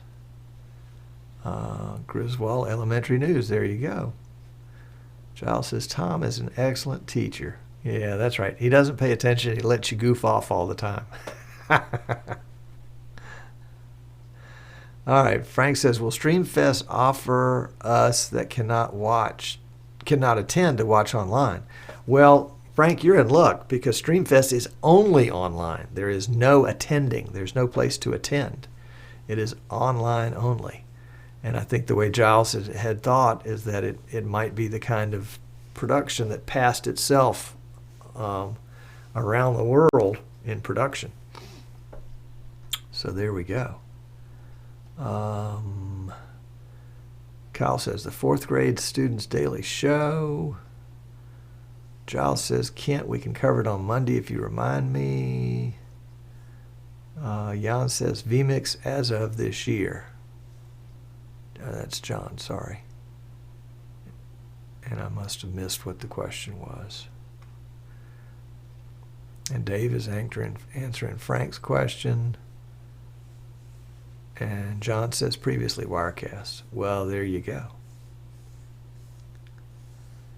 And StreamFest will be 100% live streamed. Oh, and there will be local gatherings for those who want to gather. All right. Well, if you're in Fairhope, Alabama, come on over. We'll do the whole thing here in my studio. That can be a blast. Well, guys, as much as I love doing this, I got to go back to work. I've got some StreamCon specials orders to process. If you're interested, again, it was StreamCon SC10 at checkout. We'll get you 10% off vMix through Friday as part of our StreamCon specials. We also have $100 off of PTZ Optics cameras, $25 off of X keys, and $25 off of the Magewell HDMI dongle plus. That's the 4K one. So if you're interested in any or all of those, you need to drop me an email because you can't order it online. It is what it is. Thank you to Giles. Thank you to Giles. And thank you, Bill and Michael, Indrit, Merle, Jerry, Michael, Richard, Jason, Kenny, Timmy, Anderson, Jerry, Chad, John, Anthony, Andres, Henry, Dave, Frank, Giles, Samuel, Jim, Joe, Peter, Kyle, Kent, Mike, Martin, Guest 174, and Charlie. Thank you for hanging in there till the bitter end. It was a lot of fun. I'm glad you came. And let's do this again next week. What do you think? That would be fun. We'll do it again next week. So until then, I'm going to let the stream run out. And I have a stream run out button here, so let's see if it works. So I will see you. I'll see you later. Bye, guys.